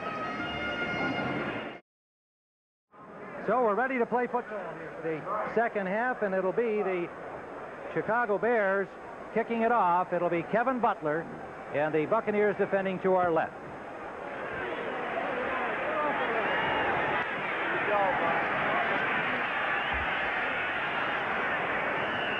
And the Buccaneers get it out to the 25-yard line. Leon Bright, number 29, played in the Canadian Football League and then with the New York Giants and turned up with the Bucs as a free agent in 1984 and one of the real good kick and punt returners. So as we were saying at halftime there, our stats are slightly different than what we gave you. 234 yards of total offense for the Chicago Bears, but they trail on the scoreboard as the Buccaneers have been able to stop them in several of the big situations. And DeBerg is throwing 8 for 10. That's 80%. That's not bad. McMahon is 13 of 21, so both quarterbacks have pretty good statistics. Now the Bears go into their 46th defense now. And that defense doesn't look like the league's number one, at least in the first half. First down, DeBerg finds the open man, Carter. Sideline pass, Richardson on the coverage. Pickup of 5, maybe 6 yards. DeBerg with 3 touchdown passes in the first half, 1 interception. Each team had an interception. Fensick for the Bears, Castile for the Buccaneers. That was on a long bomb, a well-thrown ball by Jim McMahon, but Castile had real good coverage on Ken Marjoram. We were talking with Lehman Bennett yesterday, and he admits that he's put a lot of stress on his quarterbacks. DeBerg has to call, when he calls a pass play, he has to call every individual pattern, not a name pattern that signals everybody what to do. He calls each one individually, so he has got to call an awful lot. Now, we wrote down an example of that, which we'll give you here on the next play if we can. Short drop, the ball is tipped, intercepted. Mike Richardson. To make it Frazier. Leslie Frazier, 21. Richard Dent got a hand on the ball, and Leslie Frazier alertly picked it off and took it into the end zone. A 29-yard touchdown, and the Bears strike quickly here in the second half. I'm sure this was an audible call against that 46. Watch Dent. He's number 95. He bats the ball, and Frazier takes it in for the easy touchdown. However, I think he would have intercepted had the ball not been tapped, because he had decided he was going to come forward and take a chance that it was going to be the quick pitch pass. Leslie Frazier, who's been hobbled by a sore thigh, comes through for the Bears, and you talk about a quick turnaround. That's it right there. So Butler in for the point after, and he has it. So the happy Bears fans celebrate that sudden score here in the second half as they reduce the margin to 4 again. Leslie Frazier picking off the DeBerg pass, tipped by Richard Dent, and it's now Tampa Bay 28 and Chicago 24. So the Bears will kick it off. We talked about the fact that was probably an audible, Johnny. You mentioned that. And you had talked about how DeBerg has all the responsibility. Let me just give you an example here. Last year, Steve DeBerg would call a play that might have been called 82 hot. That sounds pretty simple. This year, the same play, 82 hot, in the huddle, he would have to say the following: storm, set short, 404, flat, wide.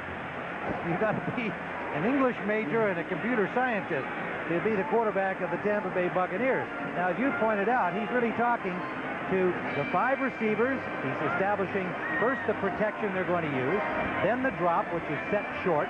The 5 receivers' instructions where they're going, that's 4-0-4, flat and wide, the last one being his running back Wilder. So he's really telling everybody on the team their individual assignments. Now, I guess the theory, at least your theory about the theory, was that it's easier for one man to know everything. Butler nails that all the way through the end zone. And Tampa Bay will start again from the 20-yard line. And there is Kevin Butler, who attempted the long field goal at the end of the half and fell short. This one he really boomed. Well, Ditka is talking with him, but I don't think he has got to be unhappy with him, because the reason he kept Butler over Bob Thomas was the fact that he can put that ball in the end zone, and he feels that his accuracy record in college was good enough to make him a good pro. And so far, he has proven that, except for that long one, which you can't expect anybody to make, except maybe the man up above. So Steve DeBerg brings him out again. First and 10 from the 20-yard line of Tampa Bay. They lead by 4, 28-24. Jerry Bell sets up on the right side as a tight end, and there's early action before the snap. Jimmy Giles and Richard Dent. We'll see how the officials rule it. I think it appears that Jimmy Giles came across too soon and made contact, so it'll go against Tampa Bay. Offense, offside, made contact before the snap. 5-yard penalty, no first down. This has got to be the key turning point in this football game, is what the Tampa Bay offense does in this series. If they can come up with a successful drive, move down the field, and get on the board, it will somewhat counter that momentum the Bears got with the interception. However, if they don't move it this time, it looks like a momentum swing to me. It'll be interesting to see what defensive adjustments, if any, were made by Buddy Ryan of the Bears at halftime. Draw play, barreling out to the 25-yard line. James Wilder and Wilbur Marshall made the initial contact. Otis Wilson got over there to get in on it. Wilson limping around a little bit. He's been bothered with a sore ankle and a bruised knee. James Wilder, 120 yards, 15 carries. His 8th 100-yard game as a Buccaneer, and he had those 100 yards in the first half. My mathematics say that's 8 yards per carry. 2nd down and 5. Wilder again takes it to the right side. Nice tackle on him by Gary Fensick. And then Wilson came down on top of him, and Wilder is hurt. The Iron Man is getting up slowly. Well, apparently he's all right. I think it was the weight of Otis Wilson on top of him. Fensick made the tackle that they say you should make on those big, powerful, high-running guys like Wilder, and that's to get him around the ankles, because otherwise he'll run over you. They hit him low. It's almost like a block. It's like a cut block. As Wilder does a good job of cutting back, Marshall's tangled up inside. Here comes 45, and he hit him right on the thigh. And then comes Otis Wilson over the top, number 55. So I don't know which. I would have to imagine that it was Fensick's hit that might have shaken him up a little bit. Didn't appear that Wilson hit him that. Now here is a key play, 3rd and about, what, an inch or 2? 3rd and very short, about the length of a football. They've got the refrigerator in there, number 72. William Anthony Perry, their number 1 pick from Clemson, to stack up the middle of that line, 325 pounds. Well, the stack was there, and how you sort that one out will be interesting. It appears to me that DeBerg did not get over the 30-yard line, which he would need to get to, but we'll let the officials spot it. He looks to be a little bit short.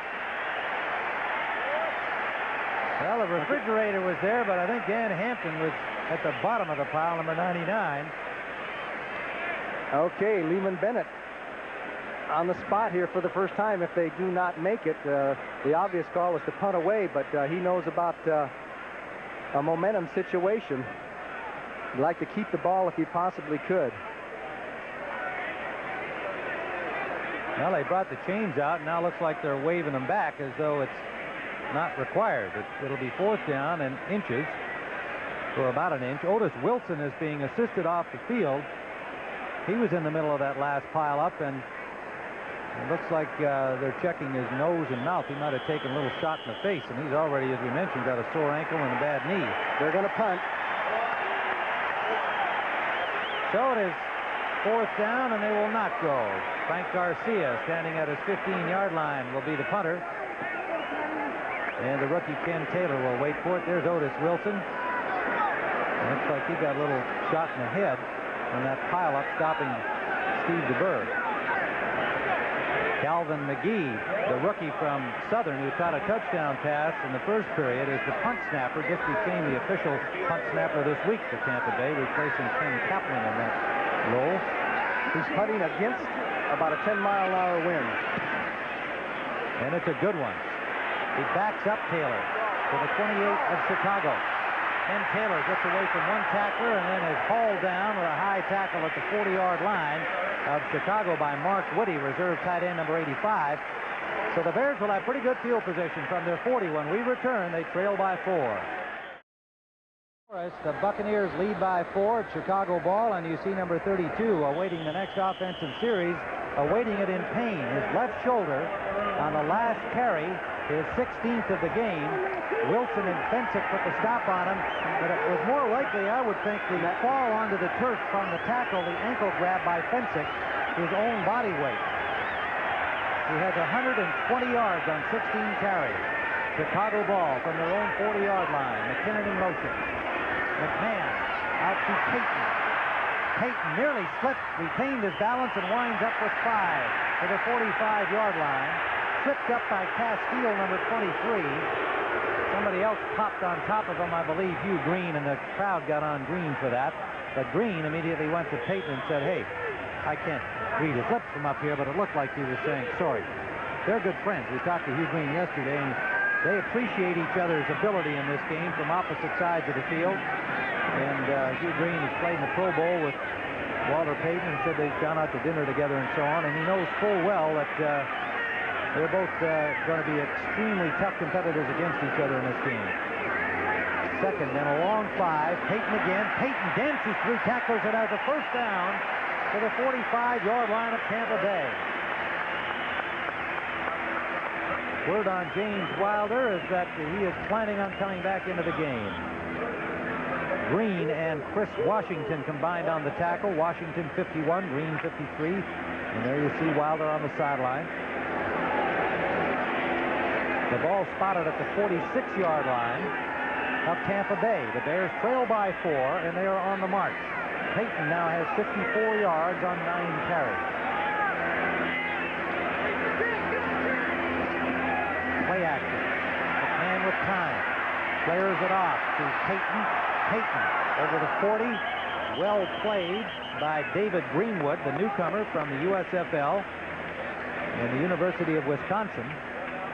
Johnny, we speculated about Greenwood having been moved to strong safety late in the week, having had only 1 week of practice. Ivory Sully moving over to the weak safety, the free safety, and the fact that there may be some confusion. I think we saw maybe twice in the first half that occurred. On the other hand, it doesn't seem to me that the Bears have really been attacking that as a possible weakness in the Buccaneers secondary. The last time McKinnon was running wide open across the field, and he threw to Payton. We're going to see him hit McKinnon pretty quick, I think. Second and 4, Chicago at the Tampa Bay 40-yard line.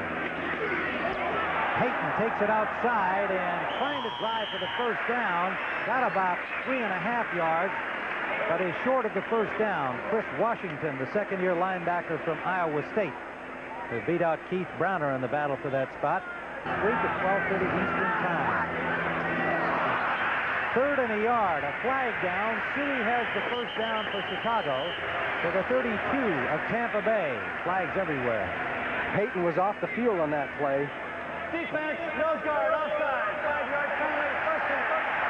David Logan, number 76, called for the offside, and so they have the first down anyway. They're working on Payton on the sidelines. It might be a little bit of heat frustration because you know Payton wouldn't have been off the field on that situation unless he had to.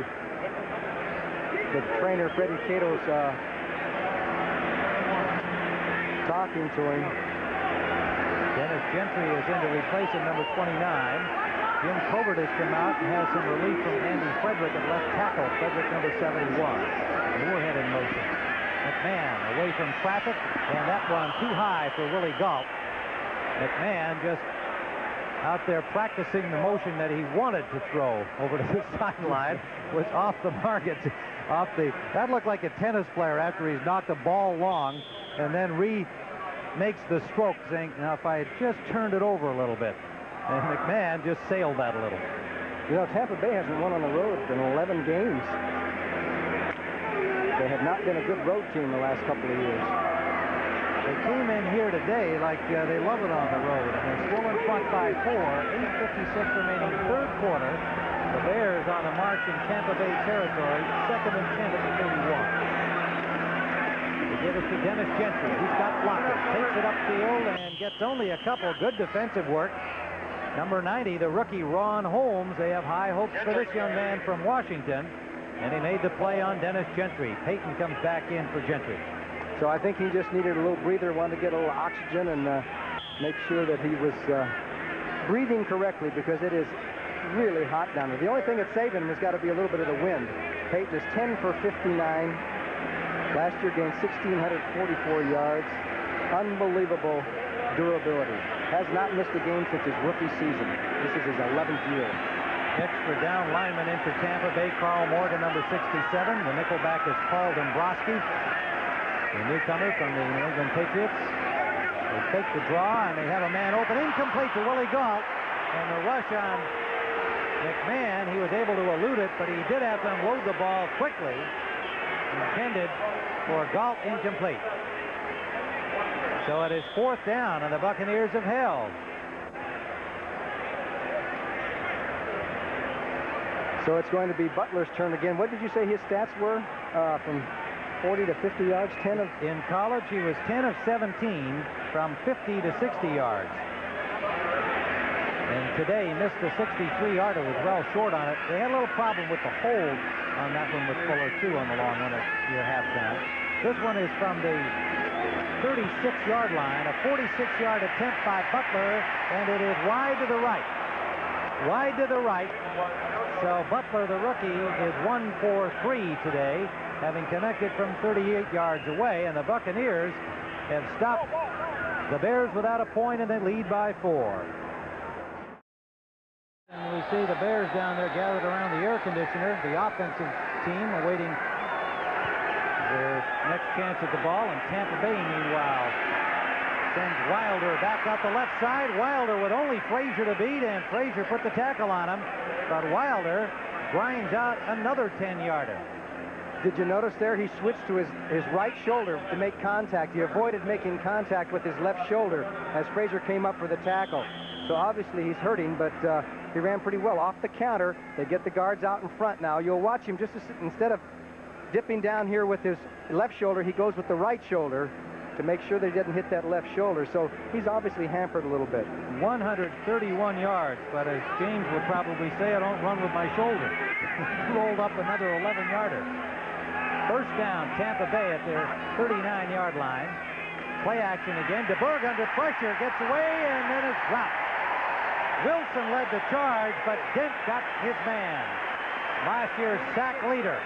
Reaching out, hauled down DeBerg way back at the 25-yard line of Tampa Bay. Richard Dent is playing with a slight hamstring pull. Otis Wilson is 55. He'll come from this side. Dent will come from the right side of your screen, and DeBerg has no chance. They were both on him from both angles, and DeBerg is not the quickest of all quarterbacks anyway, and Dent has good speed, good range. But he's playing with a kind of a hamstring pull. Also, he's playing because he's unhappy with his contract, and he wants an extension to be ironed out before he plays too much longer. Well, they've got a few guys nicked along that defensive line. Hampton recovering from knee surgery. Michael a little bit hurt. DeBerg complete to Jerry Bell. Gets back to the 35-yard line. Will still leave 15 yards to go for a first down. Dave Duerson had the coverage. A flag down back where DeBerg released the ball. They may have a hold against the Buccaneers. They're going to bring the ball back. See what Gene Barth, the referee, has to say about this one. Holding. 69 offense, 10 yards. That was Yarno. He was blocking on Richard Dent. I saw the block. It didn't look like he was holding, but it looked like he wheeled him out well. George Yarno from Washington State had been with the Bucs as a free agent in 1979, played several years for them, then jumped to the USFL and came back this year and wound up as a starter. So at a 2nd and 33, the first sack of the game, Richard Dent's first of the year. Wilder with Dan Hampton riding herd on him, got to the 20-yard line for a gain of about 5. Singletary helping out Dan Hampton. So it'll be 3rd down and 28 yards to go for a first down. DeBerg, 10 of 13. The Bears go into the nickel. Sean Gale comes in, and it appears that the Bears are starting to show some of that swarming defense that they're noted for. Nickel defense. Well, the Bucs have been in this 3rd down situation 4 times, converted once. They got a long one this time. They need 28 yards. DeBerg up the middle for Jerry Bell, incomplete. The pass was off the mark, and Fensick got more of it than Jerry Bell did. So the Bears defense starting to look a little bit more like last year's, as they had a sack and they made the pass defense plays, and these Bear fans love defense. You wouldn't think they'd have the energy to yell so loud with all this 100 degrees out there. There's Ken Taylor, the rookie, awaiting the punt from Frank Garcia, and he's standing at the Bear 45-yard line. Jerry Bell being assisted from the field. He was a little slow to get up as he dove for that pass behind him. Smacked himself onto that hard, artificial surface. Garcia standing inside his own 5-yard line. Low snap, but he fields it. And a pretty good kick against the wind. Goes out of bounds at the 40, make it the 38-yard line of the Chicago Bears. A 42-yarder from Garcia against the breeze. And we'll be back at Soldier Field with Tampa 28 and the Bears 24. Following football, McMahon on first down, and a diving grab by Kenny Marjoram for a first down at the 45-yard line. McMahon a little short with the ball, but Ken Marjoram, the former Stanford whiz, came back to get it. Actually, he wasn't all that short. That was what you call a great precision type of pass. Marjoram went straight down the field, turned to the outside, and came back. And McMahon's timing, because as he comes back, there's the ball right there for the completion. Marjoram playing for Willie Gault, who's dropped a couple of passes, and Mike Ditka has put Marjoram in there. I don't know if he's said, "Hey, Willie, that's it," or what. But anyway, Gault is on the sidelines. First down, Chicago at the 46-yard line of Tampa Bay. McMahon had a little pressure. There was good coverage on Payton, who had slipped out of the backfield. John Cannon had some heat on McMahon, and Castile had the coverage on Payton, and he just couldn't get free in time, and the pass is incomplete. Jeremiah Castile, number 23. Marjoram, interesting rehab from that injury you saw on the screen on the graphics just a few moments ago, coming off knee surgery a year ago. He really kind of constructed his own plan. He was very determined. He did a lot of bike riding on the hills in California where he lives, and he feels that it's built up his thighs and helped to rehab his knee a lot faster. And he actually thinks he's quicker now, can run the 40 faster than when he was just out of college without an injury. McMahon on 2nd and 9, up the middle, complete to Moorhead. 2nd and 10, pardon me, and Moorhead is short of the first down at the 40-yard line, a gain of about 7 yards. Jeff Davis, the linebacker, 58, and Hugh Green, number 53. Combined on the tackle, that solid linebacking core of the Buccaneers. Well, they like you to let you catch those short passes in front of you, and then the tradition of Tampa Bay is to bring those linebackers and really punish the short pass receiver. So now we have a critical situation, 3rd and 4.5. Hugh Green likes to be involved in the pass coverage. He thinks that he can cover anybody one-on-one. Rather not see the wide receivers, but tight ends and running backs he says he can handle. Blitz. 3rd down, he gets time, and he's got it to McKinnon. McKinnon down the sideline as a Bear first down at the 25-yard line of the Tampa Bay Buccaneers. 15-yard gain. The Bucs brought linebackers up the middle, and McKinnon just went down, faked in, came back outside, and McMahon put it on the dime, down the sidelines, and it's a first down for Chicago as the Buccaneers tried to cross the Bears up with that blitz up the middle as Walter Payton comes off the field again, and apparently he's having some trouble breathing or something, because that's the second time he's come off. I don't know exactly what it is. Dennis Gentry in to replace him. Moorhead in motion behind the ball. McMahon complete to McKinnon. First down, Chicago. Good hit on McKinnon by Castillo, and McKinnon gets up a little slowly. A first down at the 13-yard line of Tampa Bay. The Bears driving here to take the lead. Just down and in the quick post, and that's where McKinnon's open over the middle because he's getting inside position on the cornerbacks, both of them, Holt and Castillo. Well, McKinnon, of course, they're going to worry about that knee every time that he gets hit. Looks like he tried to take another stride after he had been tackled. Brad Anderson comes in to replace him, number 86. McKinnon with knee surgery in July and has had a very careful rehabilitation period through the preseason. 5 defensive backs in on first down, Chicago. Payton is stopped behind the line of scrimmage, and that Tampa defense in crunch time, their front has done a real good job. Jeff Davis, the linebacker, making the hit on Walter Payton, and Hugh Green right there as well, number 53. Fun talking to Hugh Green yesterday about linebackers. He said, who are the great linebackers in the league? He said, well, there's Ricky Jackson and Lawrence Taylor and me, and Anybody else? The other two. Yeah. Is there anybody else? No, I don't think so. I think that's when you talk about the best, that's what you're talking about. And he says that I think I pass cover better than Lawrence Taylor. Well, he does everything well, which he says he's not as good a blitzer maybe as Taylor, but he covers better, so maybe he has a point. 2nd and 9. Payton looking to dance around that left corner, got inside the 5. He just picked his way carefully through the blockers. He wasn't even moving too quickly, but it was just how he found the real estate. Wound up with a gain of 6, maybe 7 yards, and Green and Davis again on the tackle. Okay, he has his linemen pulling out in front of him. You'll see Van Horn and Jimbo Covert. And there is Matt Suey pushing Hugh Green back. Payton's going to wait for his blocks. He's waiting. There comes Van Horn right there. Jimbo Covert, 74. And then Payton always manages to get a couple of extra yards. He wound up getting down to the 3-yard line. Payton took himself out right after that play. Again, something's bothering him. He threw off his sweatband, his headband that he wears, after he took his helmet off. Randall and Morgan have joined the Buccaneer defense. 3rd down and a yard to go. Flags everywhere. Ball start, 62 offense. Mark Bortz. Number 62, the left guard. A little miscue on the snap call, perhaps, and so they go from 3rd and 1 to 3rd and 6. That does make a difference, doesn't it?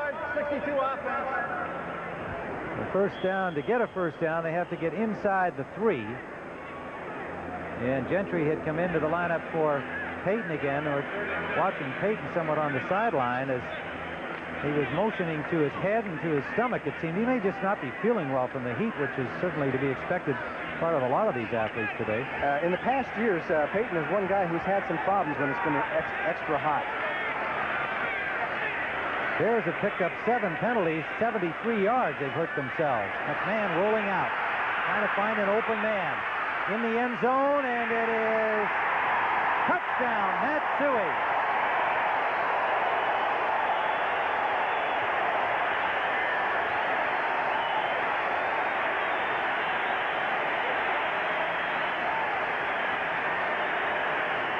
What a grab by Matt Suey, and what a play by Jim McMahon. He had one guard out there, Kurt Becker.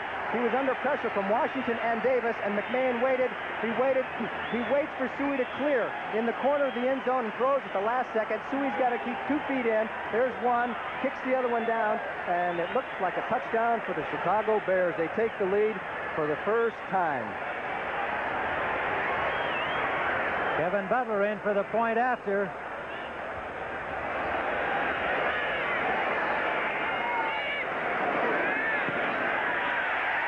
Got it.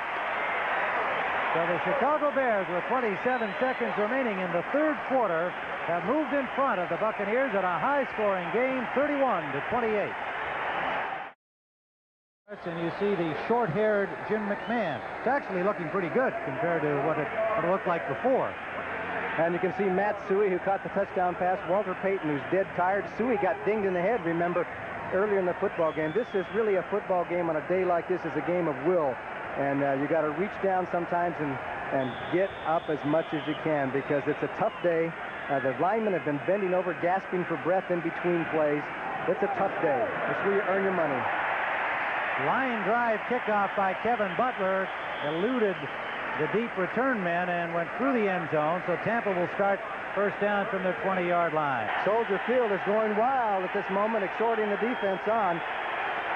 Big job now for Steve DeBerg. Bears used up 4:45 in that drive, and we're winding down here in the 3rd quarter. First down from the 20. Wilder dropped for a loss. Steve McMichael, number 76, the 6-year veteran from Texas.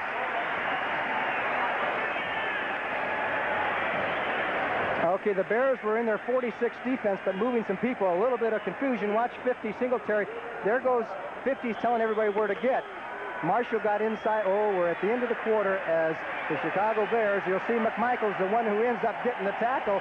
Singletary's trying to devise, tell everybody where to go. Apparently, Steve McMichael, 76, he heard it right because he made the tackle. Well, we finished the 3rd period. At the end of the 3rd quarter, the score, Tampa Bay 28, the Chicago Bears 31. We call from the 13-yard line. Jerry Bell in motion. They give it to Wilder, trying the right side. He slipped, trying to cut upfield, and it's dropped for another loss. Well, perhaps just a no-gainer at the line of scrimmage. Otis Wilson, Singletary, and Wilbur Marshall, number 58. All three linebackers were there to make sure Wilder could not move. I think what's going to happen is the pass play should have been on this down rather than the third down coming up situation here. As you can see, the Bears are all over it, and Wilder had not at 100%. Now the Bears will go into one of their prevent defenses, and this is the toughest time to throw against Chicago. They had the best record in the league the last 5 or 6 years in percentage of completions against them on third down. Timeout called by the Buccaneers on this 3rd and long.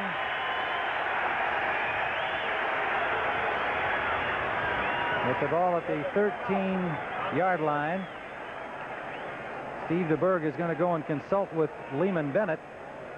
We were talking earlier about DeBerg and having to be the man who knows all of the terminology and all of the assignments and passes those along to each player individually, changing a short play call into a considerably longer one from last year, as an example, when the call was short and everybody else knew precisely what they were to do. If Steve Young is to be signed, as they hope to do, the young man from the USFL and BYU is a collegian, I would think that with what DeBerg was telling us yesterday, it would take Steve Young some time just to learn the terminology, let alone find himself in a position to compete with DeBerg this season. I would agree with that, and so does Lehman Bennett.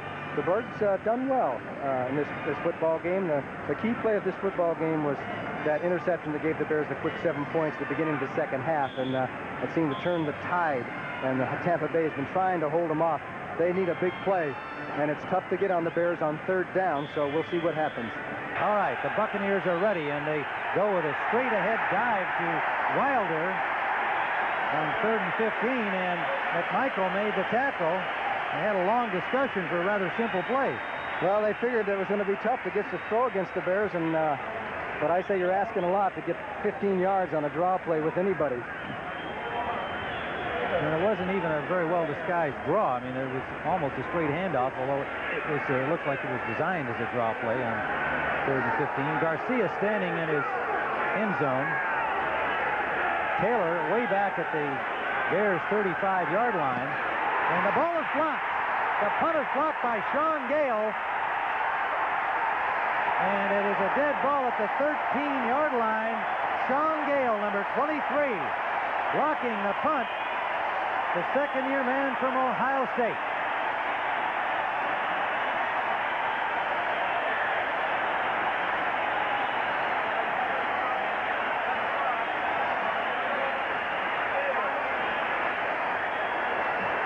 Okay, Garcia gets it 1, 2, 3.5 steps, and Sean Gale came from the outside. Just quickness from the outside. Nobody brushed him. He got through. The Bears now have a chance to put the Bucs in a big, big hole. First down at the 13-yard line. The defense is on the spot now. Marjoram goes left, McKinnon right. Payton back into the ball game. Calvin Thomas replacing Matt Suey on this play.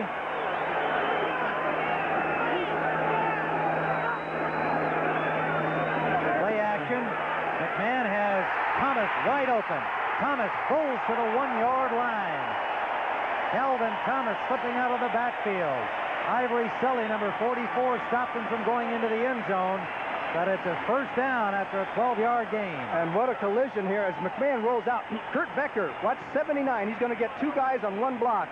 There's two of them right there, and they both go down. There's the throw to Thomas, and then Ivory Sully really takes a shot. Boy, as Thomas is 245 pounds. Boy, he's hard to bring down, but he did stop him. The Bears down to the 1, first down. The Bucs are in big trouble. Andy Frederick comes in to add extra blocking on this goal line situation.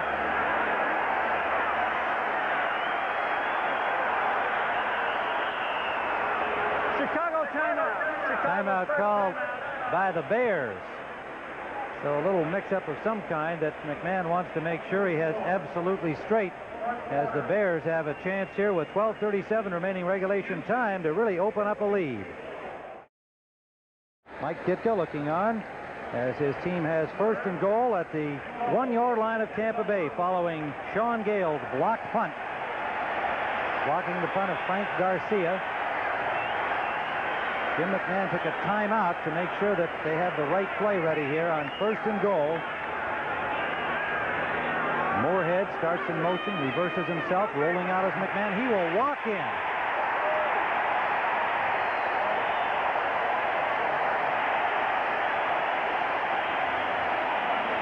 Flags everywhere, and you know what this is going to be? Too much celebration in the end zone. And that will be tacked on to the Bears kickoff. You got to be kidding. Well, no, I'm not, because that's all that could be. McMahon and Kurt Becker. They scored a touchdown. Will penalize 5 yards on the kickoff. Unsportsmanlike conduct. Someone other than the man scoring a touchdown spiked the ball. It's called unsportsmanlike conduct. Technically, that was put in last year, as you may recall, after the high incidence of spiking that used to go on, and they tried to cool out all of the stuff that was happening in the end zone. I don't think this one was too overdone. No, they didn't call it very much last year either, as McMahon. They faked to Payton, and McMahon just cruised into the end zone and holds the ball. Kurt Becker comes over. He gave the ball to Becker. Becker, 79, and he spikes the ball. So that's the 5-yard penalty, then folks. They gave it a couple of low fives, and they got the penalty. Well, I never agreed with that penalty when they call it, except for extreme cases. I mean, let the guys have a little celebration, it would seem like to me. Well, it's not supposed to be fun out there. This is big business. It's supposed to be fun. I think I remember it used to be fun. All right. Well, the Bears are having a little more fun than the Buccaneers are right now, but there's 12:32 still to play in this game as Jim McMahon gets a little air down there. Now, the air conditioner will work on that haircut. It hasn't got a whole lot to get through. We have had 66 points scored in this football game. Who would have thunk it? And you know, this is a big game for Mike Ditka and a big game for the Chicago Bear offense due to the fact that usually when this team needs to be saved, it's the defense that does it. This is the time that the offense has come through for the Chicago Bear defense. Atlanta at San Francisco, the first games of the doubleheader Sunday. And a squib kickoff is taken by McGee, Calvin McGee, the reserve U-back, number 86, the rookie from Southern, and he gets to the 45-yard line. So the Buccaneers will start with good field position here with 12:24 remaining. And Johnny, your comment on that decision? Do you like that kickoff play or not with 12:24? You know what I was thinking about? I was thinking about Pete Rose. I just saw on the scoreboard, Pete Rose has just tied Ty Cobb's record, 4,191 hits, so he needs only one more. So back to football. Is Rose, is he a wide receiver or running back? He was a halfback in high school, and a good one. I bet he was. Congratulations, Pete. First down, Buccaneers from the 45-yard line. Wilder trying to get outside. Takes it upfield. Otis Wilson was doing a good job on the block of Jerry Bell, but Wilder just determinedly battered his way forward inside the block, wound up with nearly a 10-yard gain. He has just been outstanding today. Singletary and McMichael put the stop on him. Remember, he's playing with a sore shoulder that occurred earlier in the game. And the Bucks have gone to the run. They haven't thrown much in the last few minutes of the game. And 141 yards, 22 carries. And it is second and about a half yard. Tampa Bay, and they're in Bears territory. Wilder again takes it outside. Leaped over the tackle of Fensick and landed again on that bad shoulder. And he has the first down and then some inside the 35, but he is in pain.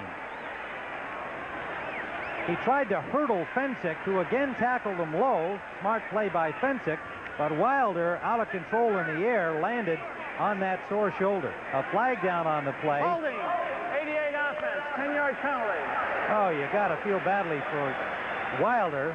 A painful gain for a first down will be called back on a holding penalty against Jimmy Giles.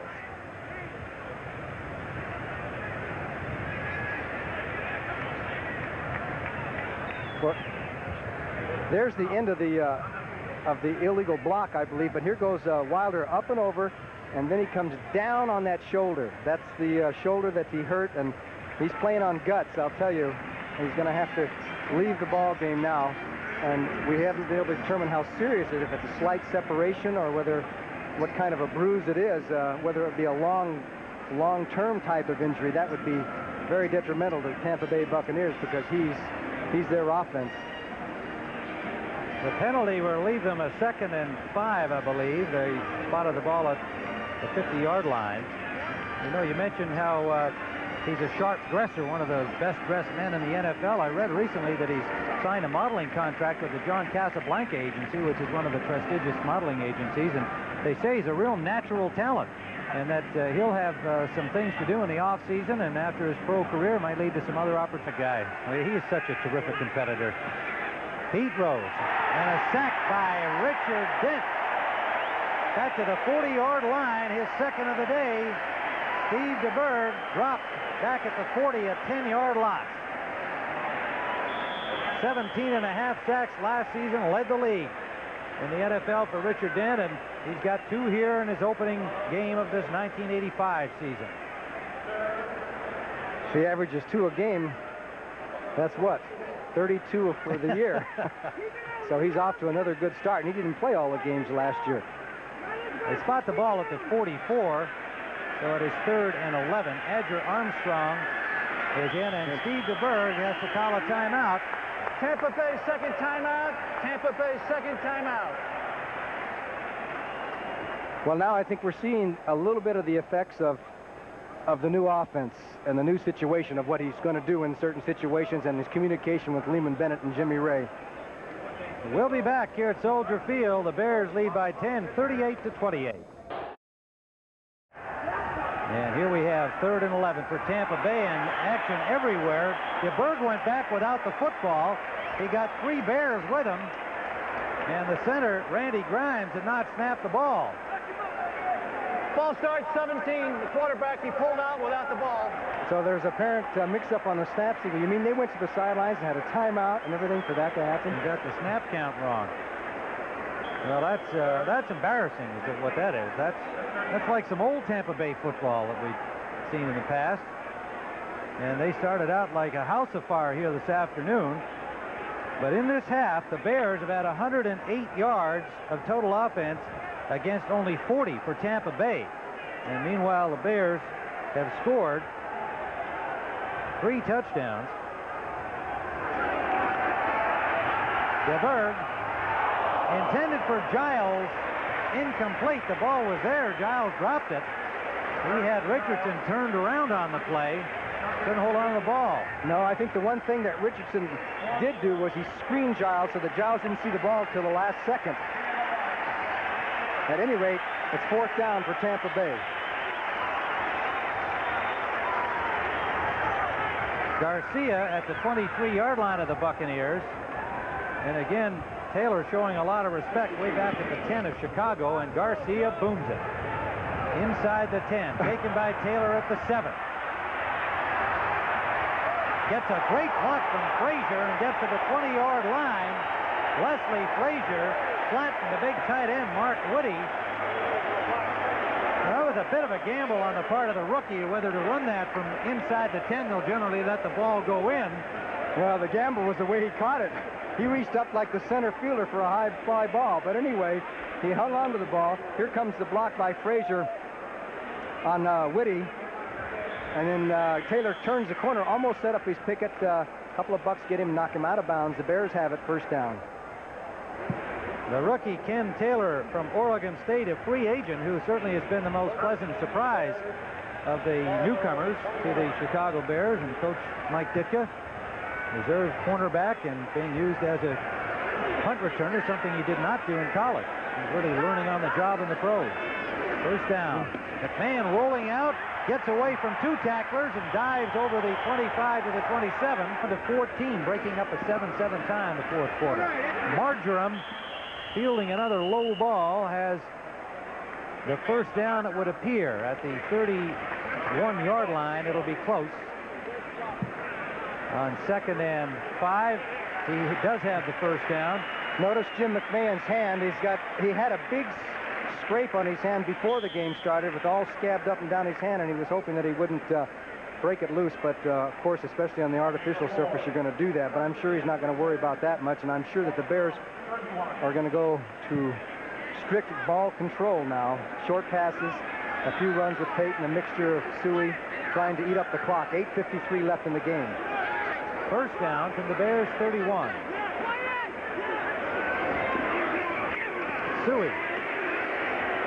Suey gets close to the 35, a gain of about 3 yards. The Bears' entire starting lineup is still in there with the exception of Willie Gault. Payton has had a few rests. Suey went out hurt but came back. Payton's got lots of room. To the 40-yard line of Tampa Bay. Ivory Sully forced him out. They'll spot it at the 39. 26-yard gain for Walter Payton. And it was easy as they got to the outside. Nobody to contain on the outside. Matt Suey. There's the block by 79 Brecker and Matt Suey, number 26. And then it was just a foot race as Payton goes down the sideline. Sully had the angle, knocked him out of bounds, but Payton's going to head for that 100-yard mark. He's 13 for 93, so Sweetness is going to get another 100-yard game before this one is over. Boy, he's something else, isn't he? Of course, he had some great blocking on that one. First down at the Tampa Bay 39. They come out in the I formation. Moorhead set up on the wing right. Marjoram and McKinnon the wide receivers. Willie Gault has not been in since his last drop. Walter Payton inside the 30. What running. Hugh Green made the check it. Jeff Davis, 58, made the ankle tackle.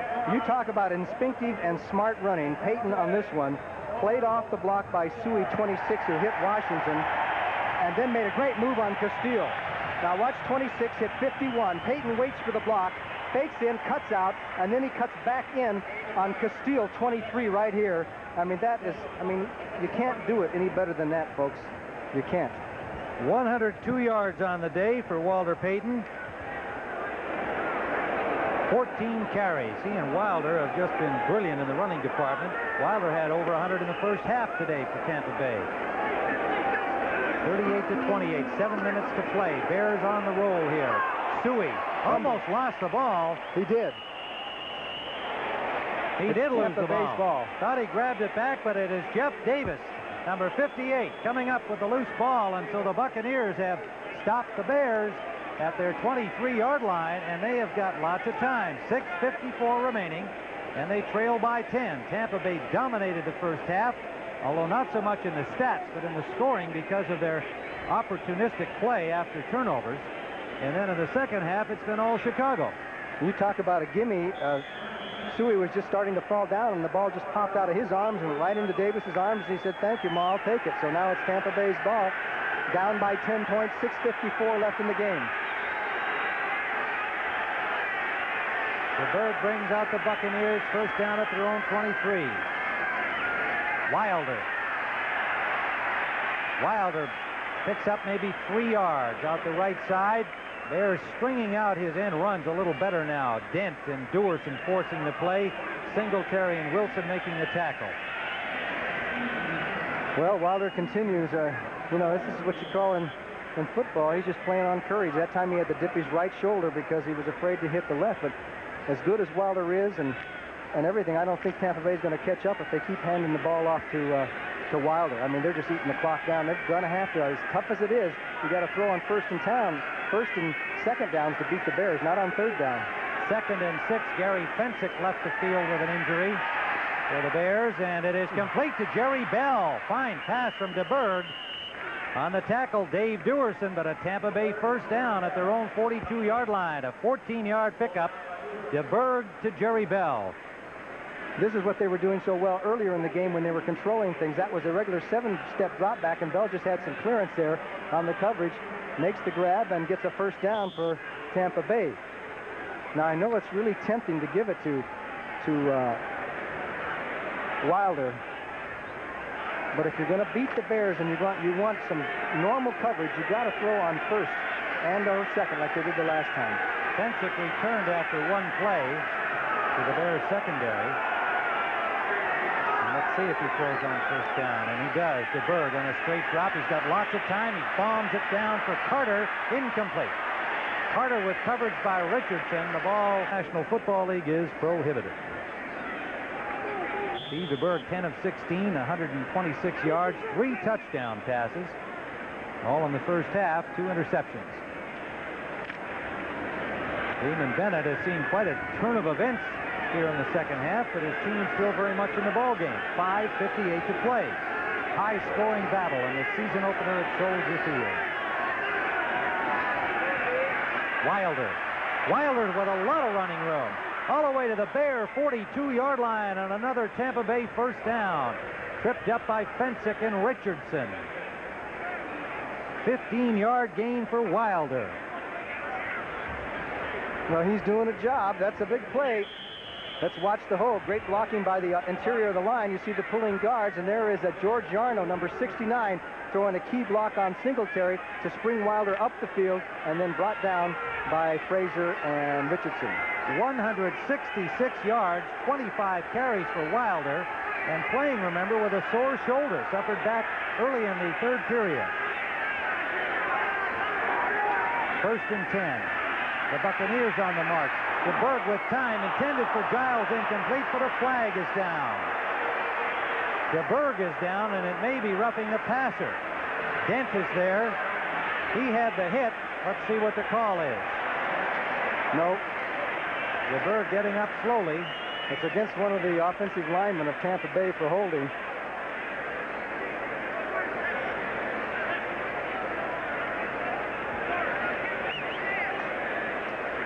One thing that DeBerg has not been able to do is to get it to Jimmy Giles much today. Holding, 62 offense, 10-yard penalty. Holding against Sean Farrell, the 4-year man from Penn State, probably their best offensive lineman. Let's see what happened on the hit. I'll say one thing: he held his ground and took the shot. Boy, that's what you call a head snapper. Yeah, got hit from behind on the blind side, and it was a clean hit. Yep. So the holding penalty backs up the Buccaneers to the 47-yard line of Tampa Bay. DeBerg to Jerry Bell. Bell breaks tackles and gets to the 35-yard line. DeBerg continues to throw the ball well. Singletary made the tackle there. It'll bring up a third down and about 2 yards long, too, we'll call it. An 18-yard gain.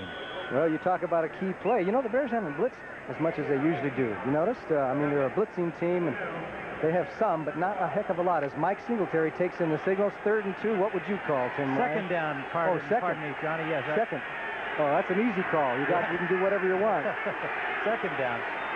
Wilder tripped up behind the line by Dewerson, the safety coming up, and he has held very little, if any, gain. Dave Dewerson trying to fill the strong safety shoes of Todd Bell, who's still a holdout, and we have 4:11 and ticking with Chicago in front by 10. You know, with Dewerson having to play in Bell's spot, it really affects two positions as I see it, because Dewerson was a very effective nickelback, a guy who can go and intercept that ball for you, and when he came in on passing downs, he was a key guy. Now Sean Gale fills that role. Third down and a long 3. Oh! Jerry Bell dropped the ball in the open field. Jerry Bell, who has made some tough catches today, a little eager to get upfield on that one. Amplified to 3. All right, 4th down here. Play action rolling out, and they pass it to Bell, and he has the first down. Well, Jerry Bell quickly makes up with a first down play inside the 30-yard line. So the Buccaneers are rolling with 3:27 and counting. Now they've got to get one in the end zone in a hurry here in order to leave themselves enough time, certainly the 2-minute, get the ball back and have a chance to either force overtime or score the winning points. An interesting call, one of the few rollouts for DeBerg. You know, he doesn't roll out all that much, and that time when he did, he had all kinds of room out there. The Bears' pass rush has been designed because he's a pocket type of passer, so it's a good call. 73 yards on 6 receptions for Jerry Bell. He's been a key figure today. Lots of time for DeBerg. Hits Gerald Carter. Shakes off the tackle of Marshall. out of bounds, close to the first down marker. Wilbur Marshall, the linebacker, gave him a little shot when the ball arrived, but didn't hold on. So Carter turned it upfield for a 9-yard gain. Okay, Mr. DeBerg. Straight rush by the Bears, 4-man, no blitz, a double team there on McMichael, and you can see the pass out there. Good catch. The Bears bring him down as he busts the tackle, goes knocked out of bounds, and it'll be interesting to see if Tampa Bay, they're going to be faced with a field goal or a touchdown here sooner or later. Second and less than a yard. 2:50 to play. DeBerg. Whoa! Richardson nearly had a pickoff, and he had nothing but daylight. Intended for Gerald Carter. Third and less than a yard. Into the fourth period at Minnesota. And all kinds of fireworks. Here's Wilder on third down. He's got the first down, but he's now dropped. Will they give him that forward progress, or is he still moving? They're going to give him the forward progress, I believe. He had the first down, or very close to it. No? Short of they're going to spot it at the 21. Singletary finally made the tackle behind the line of scrimmage, and he is not yet up. And so it'll be fourth down, and about a yard to go when we return with 2:25 to play. Back at Soldier Field, it turned into a 1-yard loss as Wilder, trying to get the first down from a yard away, was knocked backwards. They spotted his forward progress, but it still turned out to be a 1-yard loss, so it is 4th and 2. And they have sent in the field goal unit, Donald Igwebikwe from Nigeria, and Benson. His first attempt as a pro. Didn't have any opportunities in the preseason. The man he beat out, Obed Ariri, did the field goal kicking. And he hit the goalpost. He hit the upright. Igwebikwe hit the upright. A 38-yard attempt. And so the Buccaneers are up against it. 2:20 remains, and they trail by 10 points. Well, an inauspicious beginning as he hits the upright, and really not much left for Tampa Bay now because aside from missing this field goal and being down 10 points, they only have, I think, one timeout because they had to use a couple of timeouts throughout the second half because of confusion as to what they were going to run. So the Buccaneers are in big trouble after a very spirited effort here. They played a heck of a football game. So the Bears take over at the line of scrimmage, the 21-yard line of Chicago. McKinnon in motion. They give it to Payton. Payton steps inside. He's got Bortz ahead of him. Perfectly timed burst through as a first down for the Bears to the 36-yard line. He is so beautiful on playing these blockers. I mean, he did it twice on that run, and there's a lot of runners, you do that by thinking. It's not all instinct, but he's got Kurt Becker coming first. He plays off the block by Kurt Becker there, cuts inside that. Now he's got Mark Bortz, 62. He waits for Mark Bortz to kick his man out, and then he cuts back inside. That's brains and instinct and ability. 14-yard gain for Walter Payton. And a first down, Chicago at their own 36. 2:13 on the clock. And we talked about the importance of this game, even though it's the first one of the season. It's a divisional game. Payton this time stopped after a pickup of a couple. And last year the Bears were 7-1 inside their division and went on to win the title. Detroit had done the same thing the year before. And you just got to beat the guys in your own division, and the rest of it kind of takes care of itself. So we're at the 2-minute warning here with Chicago 38, Tampa Bay 28. So the Bears are 2nd and 8. Walter Payton is hit again right at the line of scrimmage and got little of anything there. The man to make initial contact, Scott Brantley, number 52, followed by Chris Washington, and the Buccaneers take their final timeout. 3rd down and 7. Big play for Tampa Bay. They got to stop them here. They throw the screen to Thomas out of the backfield. Thomas slipping into the middle, a flag down. He is short of the first down by 3 yards. Let's see what the flag is. It's an important call.